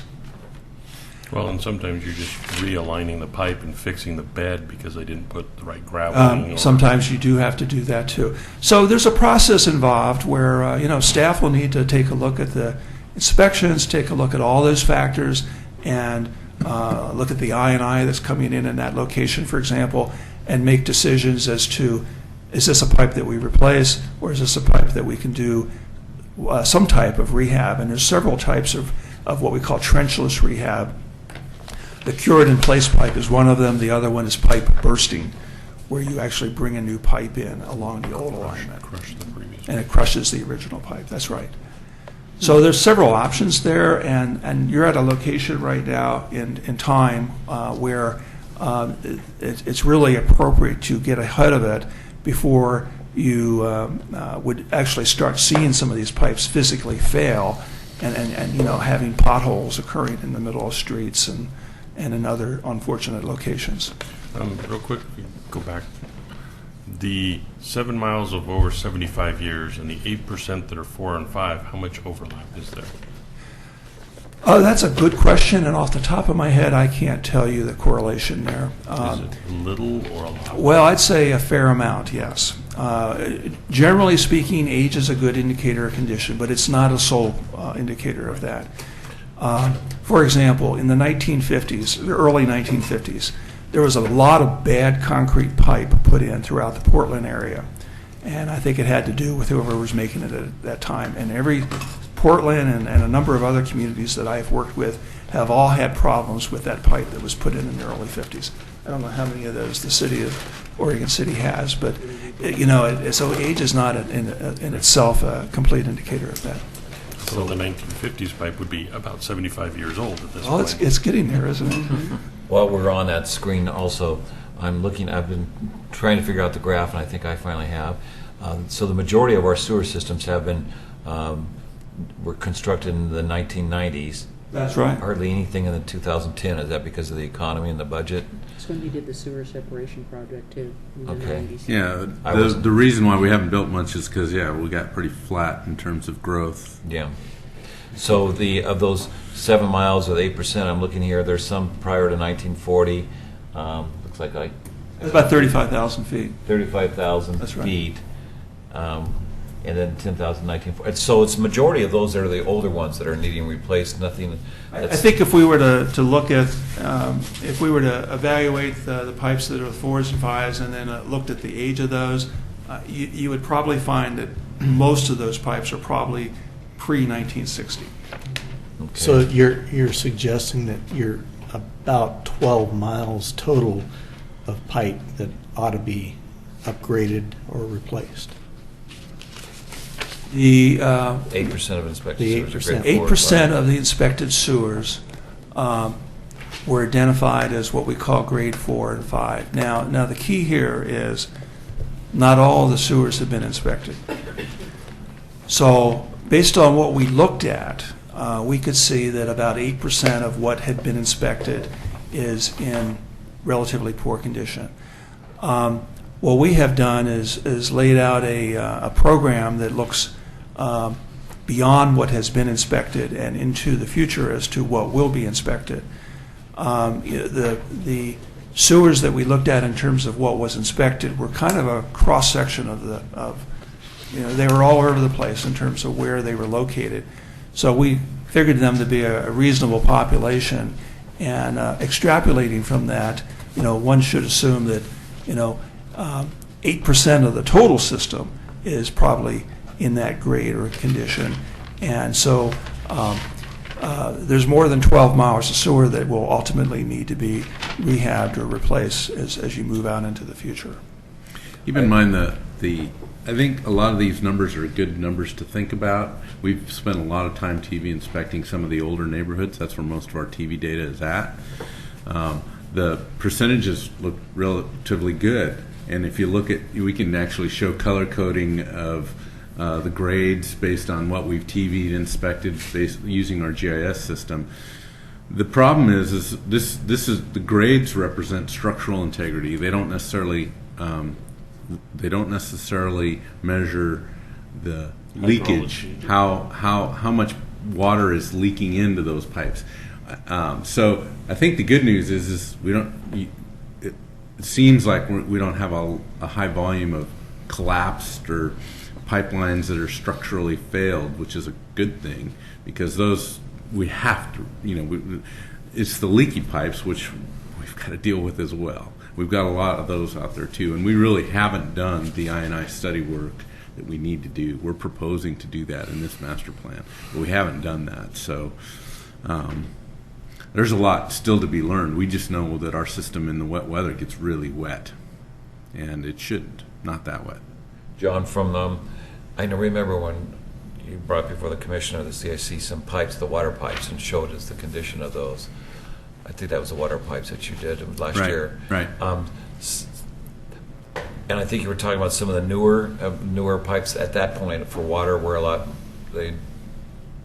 better quality. Same thing with sewer. We've got much better quality pipe now than we had back in the day.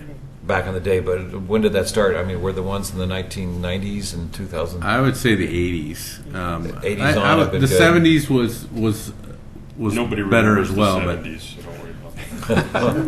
especially with the weird thing is if you were building, there's a lot of detail, and I know we're getting off track here.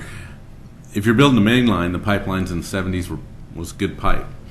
The laterals for the house services, there were some plumbing materials that were used in those times that wasn't very good pipe, and that's also changed as well. So depends on the component of the system, but I would say in the 70s we were looking at pretty good pipe. And Jim, I don't know if you want to. I think the only comment I would add is that since the 70s,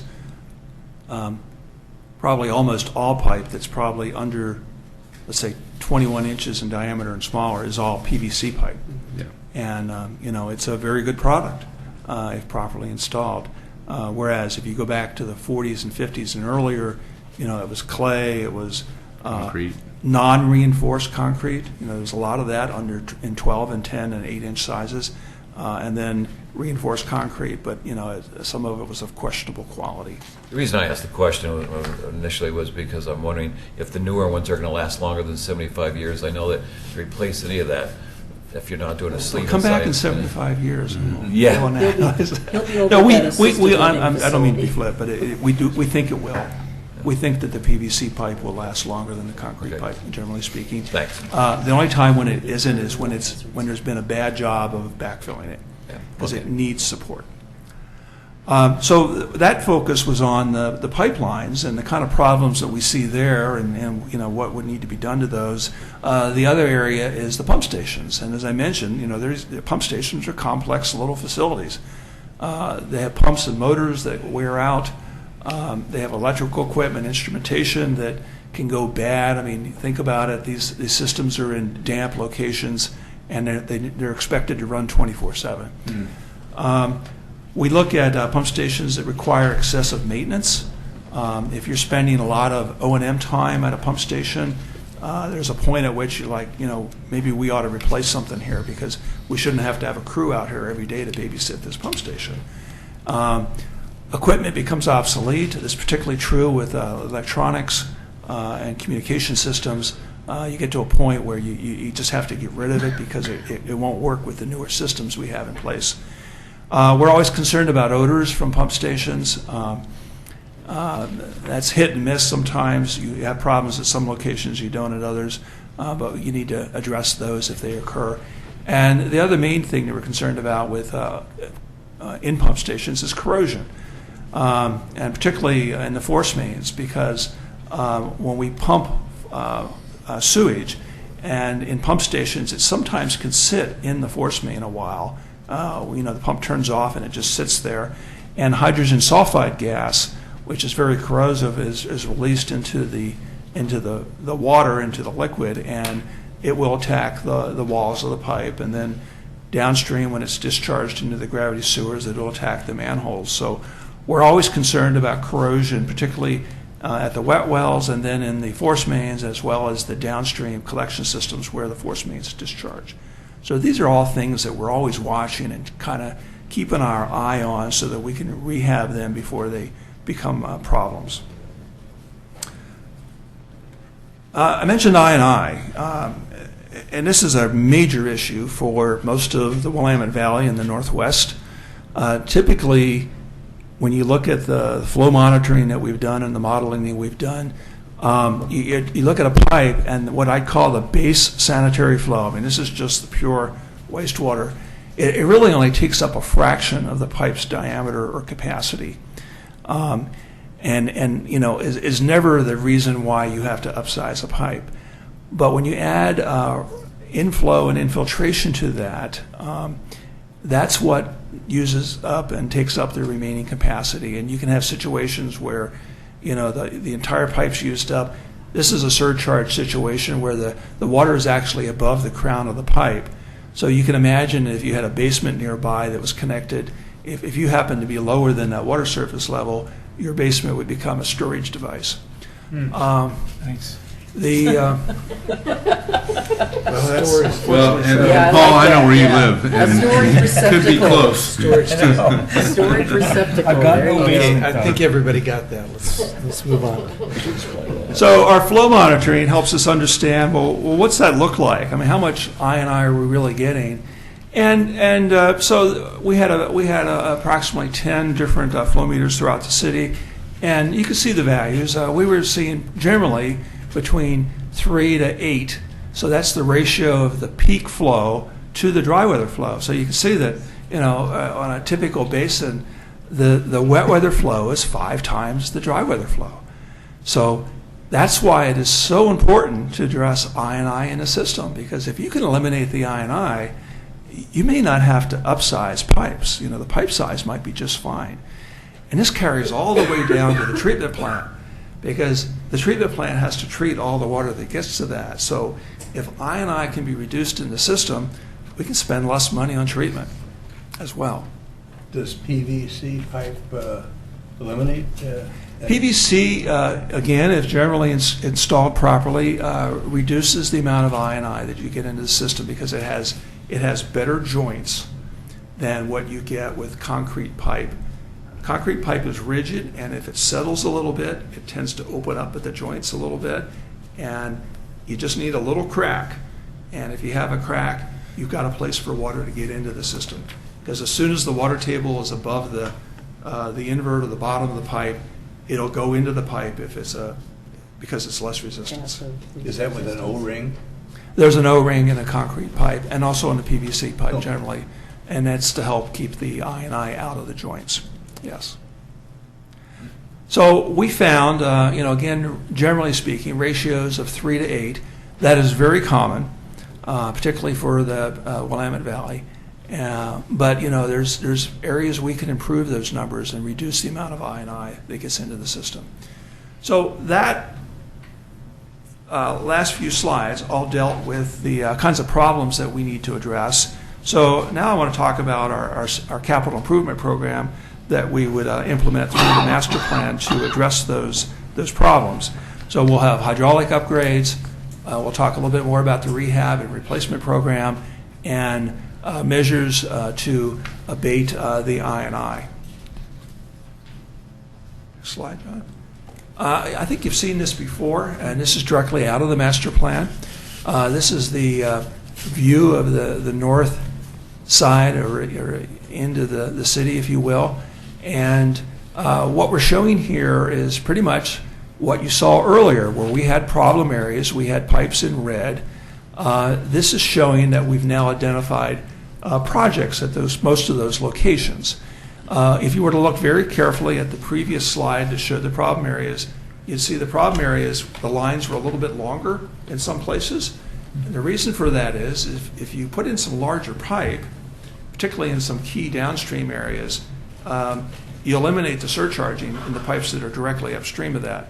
So they're all in the same location, but they're not necessarily exactly the same lines, because if you replace a couple pipes, you don't always have to replace all of them. This is the south end of the city.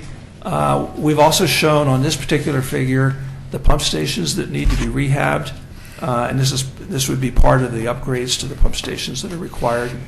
You can also see on here the blue lines, and these are sewers that would be provided to provide service for future growth. Now, keep in mind that those sewers do not impact or are not part of rates. You know, those are not factored into rates. those would be factored into the system development charges that we'll talk about at a later date. Well, I think that, and maybe this isn't really master plan related, but I've always, and you file this under easier said than done, but close parity with the sewer availability and the establishment of the USB.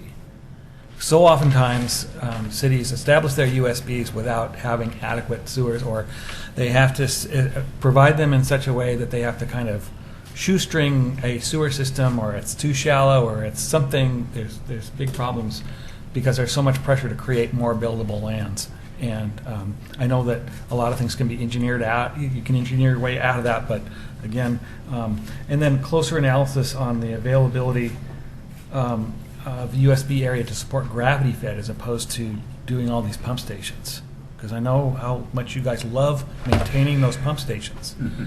And then, a way to keep the developers on the honest side of creating a good, or providing a good pump station instead of the bare minimum that we have to continue to. Those are good points. Yeah. So we do have pretty high pump station development standards. Just so you know, so new they're always pressing for the cheapo one, but we've got standards now that require something much more. And one other thing, a little more attention to the design of the way these things look. The Amanda Court pump station, good. Mm-hmm. The Cook Street pump station, bad. Just saying. Okay. All right, so I thought we should talk a little bit about these programs, a couple programs here. This R&R program, and I call it rehab and rehabilitation, but you call it replacement, and basically means the same thing. We're dealing with these old pipes. How do we go about investing in those old pipes, whether it be replacement or some kind of a trenchless rehab? There's several options out there for how we deal with that, but to me, what's important about these slides, especially as we start talking to the City Commission about rates and how we fund this stuff, for the most part, I think the City Commission's really focused on those moratorium areas, right?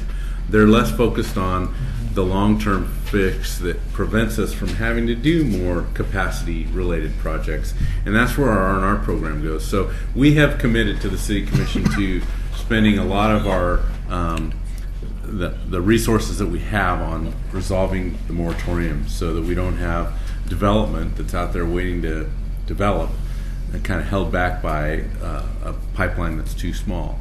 But right on the heels of that, and maybe even a little before that, we really need to spend a fair amount of time on rehab and rehabilitation. So we're kind of testing you a little bit here on this, or testing our message with you, I guess is what I should say.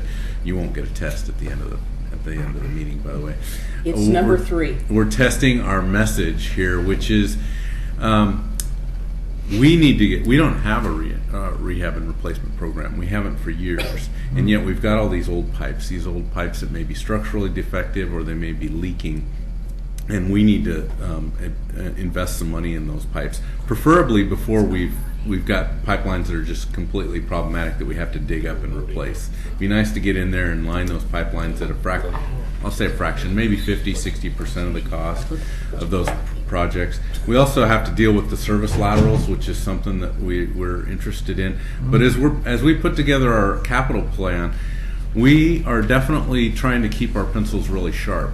We're making some of our assumptions on how much we're going to spend on that based on the little bit of TV information that we have, and we're trying to extrapolate that against all the pipe that we have in our system.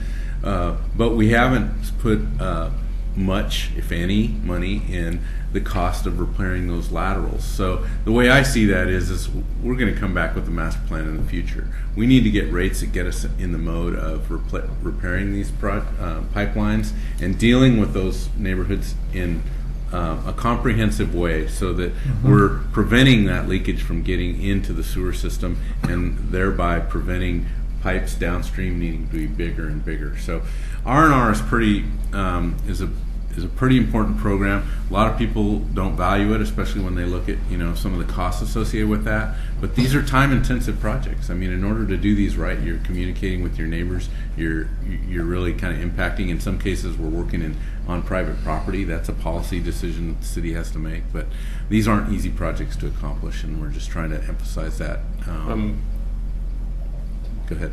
This and the I&I together, I think part of the message when you start going out, because I hear sewer improvement fee coming down the road here. Part of the message is that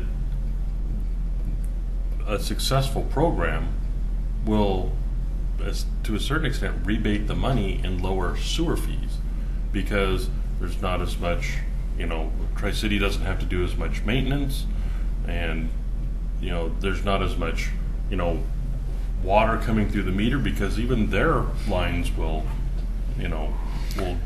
reap the improvement. So yeah, I'm gonna have to start spending $3 a month on this, but in 3 or 4 years I'll start seeing less of a sewer rate as a compensation for this, and it might be $20 or $30 a month on my sewer bill. Well, and I think those are good points. I think with the treatment, as far as treatment goes, typically what you see is they do a long-range planning for treatment. So if they see that Oregon City's got lots of I&I, they're not necessarily going to count on us investing in that, because there's a lot of question about how much do you invest in I&I or how much do you invest in bigger pipes. And pretty soon the treatment plant just says, look, we need a capital program at the treatment plant. They're doing that right now. Right, they're already looking at that. So we need, I think, we and the other agencies that contribute to the flows at the treatment plant all need to be developing I&I programs. And it's not just Oregon City that should be developing those. There should be West Linn and Gladstone and others. So it's an important piece. We got to get ahead of it, and I'm just trying to make that point. The other thing that I'll say is trying to find that I&I and trying to figure out where to spend those valuable dollars to where you're getting the most bang for your buck requires some work that we again have done a little bit of. We've got TV inspection equipment. We inspect manholes for leakage. We do those kind of things, but really we need to get aggressive with that. And we've projected to spend about $180,000 a year in more TV inspection. Smoke testing might sound pretty simple. We basically pump a bunch of smoke into the sewer system and look to see where it comes out of the ground to see if it's kind of basic. But the problem is if you don't coordinate that stuff and spend the staff time to inform the neighborhoods, you got the fire department showing up, you got neighbors thinking that their house is burning up. They're really time demanding tasks, and so we're talking to the city commission about those. You don't just do those without spending a lot of staff time dealing with them. This middle picture here, there's obviously, is that where a problem is? Because should the smoke be coming out? No, the smoke should not be coming out. Is that in the middle of their yard or on their sidewalk or something? The only place you would see, if you were in a street that had problems, you'd see smoke coming out of just cracks in driveways. Sure. Coming out of grass. Because it's going to the path of least resistance. It's least resistance. Maybe coming out of catch basins, because sometimes there's cross connections. Right. Or coming out of the vents on the homes. Because that's where the problem is. Because there's, they may have a footing drain or some other part of their plumbing, a basement drain, connected to the sanitary sewer. Well, you don't build houses that way today, but a lot of homes were built that way, and they've never been disconnected. So smoke's starting to come out of vents in homes, and it'll get people excited if you don't have the proper campaign to educate. We'll find all kinds of new things, and we want to document that and assemble all that in a way where you combine it with your TV inspection, you combine it with your flow monitoring, and then you put together a program that basically attacks that problem. And if you do on your flow monitoring right, you should be able to, after the fact, show some results and say, hey, we've actually reduced our flows by. You'll never 50%. Reduce all the I&I. That's physically impossible. And there's a diminishing return is the word I was looking for there. So you do this work to identify, well, where are the worst areas? Where can we get the most bang for the buck? And you attack those. And there'll be a point at which you'll probably say, I think we've done everything we can do. You can back off a little bit. You'll still have the R&R program, but you may be able to back off on some of the investigative work. What's the third picture of it? Looks like something out of a science fiction or horror movie with teeth down the bottom. Well, the very top photo is just a standard CCTV camera for small diameter pipe. The second one, of course, is the smoke testing, and the bottom one is showing a green dye that was injected into probably a home, and it's now out into a manhole, and you can see as it's coming through the manhole. So we use dye sometimes to help us look for cross connections in sewers. If we put dye in a storm drain and it comes out into the sanitary sewer, we know we've got a cross connection, or vice versa. So I guess the question I would have now that you've got this capital funding program up, I don't suppose there are other dollars out there besides the ratepayers. I mean, generally, sewers are funded through system development charges and rates. Right. There was a time when treatment plants, for instance, the treatment plant that we use today, as well as a lot of the Tri-City interceptors, the one along the waterfront, the one down 213, those were built through a federal grant. We haven't seen those dollars available in, my career. Yeah, I was It's going to been say a while. probably 15 to 20 years is what I was. Yeah, I think they built the treatment plant. We were just talking about that. What was the date? Since the Carter years. We were thinking that was built in the 80s. It was. So then you have the situation where you're, unfortunately or fortunately relying, I'm not going to use a percentage, but a substantial amount on the existing ratepayers. So you talked a little bit before about not leaving development high and dry, and I'm not suggesting anything by my statement, but one of the issues I've always been concerned about is that we keep getting more and more requests for newer and newer stuff because people want to develop, but we're never catching up with the problems that we already have. So there's a balance there somewhere. I'm not saying what it is or how it should be done, but the first thing I hear out in the community obviously is, I understand compared to other jurisdictions, our water rates and sewer rates and those things are fairly reasonable. Are we going to get to a point to where people's utility bills are going to be, you've got your water usage, which is a certain fee, and all your other fees, are they going to end up being lopsided because we've got all these fees, but you're trying, a homeowner is trying to do all they can to reduce their costs by using less water and conserving. I guess unless you don't flush a lot, I don't know how you get around that, and how you reduce your use of the storm drainage. I don't know how you do that. So there's not a whole lot a homeowner can do other than what I see is being more conservative with their water. It's like I have a storm drain fee, but I have nothing connected to a storm drain.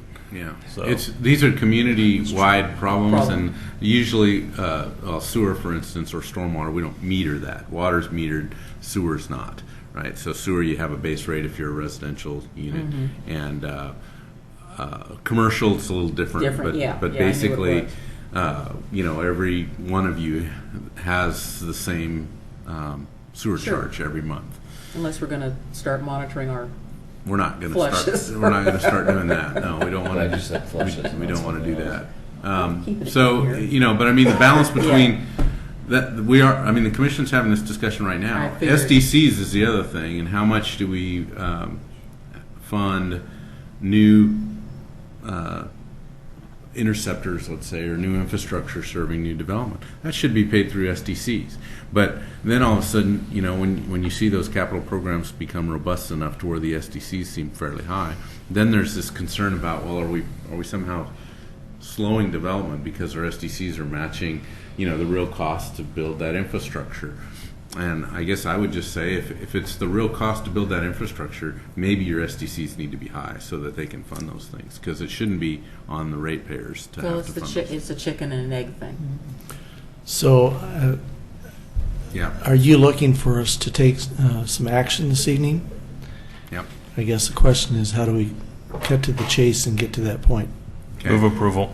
Move for approval would be awesome. Yeah. Second. Second. Call the question. That's you, Pete. Boy, that was quick. Okay, Commissioner Guile? So we're not going through the rest of this program? Okay. We would be happy to end this quickly. Aye. Commissioner McGriff? I'd like you to read us the master. Commissioner Maybe? Aye. Commissioner Hankins? Aye. Commissioner Espy? Aye. Commissioner Honey? Aye. Commissioner Hey, Kidwell? who turned the Aye. thing off? I wanted to see the last slide. I want you to read it to us. Well, bottom line is we're going to keep moving forward with this, Now and we it's- appreciate your buy-in. Now the rest. So is there, We could have done this so 45 you're, minutes ago. so you're saying here on the 17th is, The city mission. they're gonna, We hope that Adopt a rate setting. There's a work session. We're going to talk about the master plan, and we're going to talk about justification for why we need rates. okay, and when is that supposed to occur? The 17th. And they're Oh, on gonna- the same day?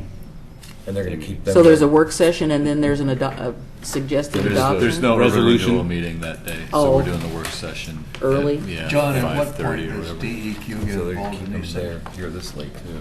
Usually DEQ gets involved when we have an overflow. When you have failure, So hopefully never. when the system fails, they get involved. And it's really bad when the EPA gets involved. What are we talking about? Hey, System? I We was talking here about when the- we had the Park Place Leakage, overflows. hazard annexation. Flooded That basements. was not fun. Or Yeah, not. anything I assure you. that Workplace. When pollutes the sewers waters of the failed state. And we had to do a health Or hazard damage annexation. property. If it's getting out of the You pipe didn't? onto the pavement. How did you not know about that? We move to adjourn? Oh, no, we have communication. We have Yes, communications. communications. Move to adjourn? Yes. Thank you. Yeah, I get to go to work now.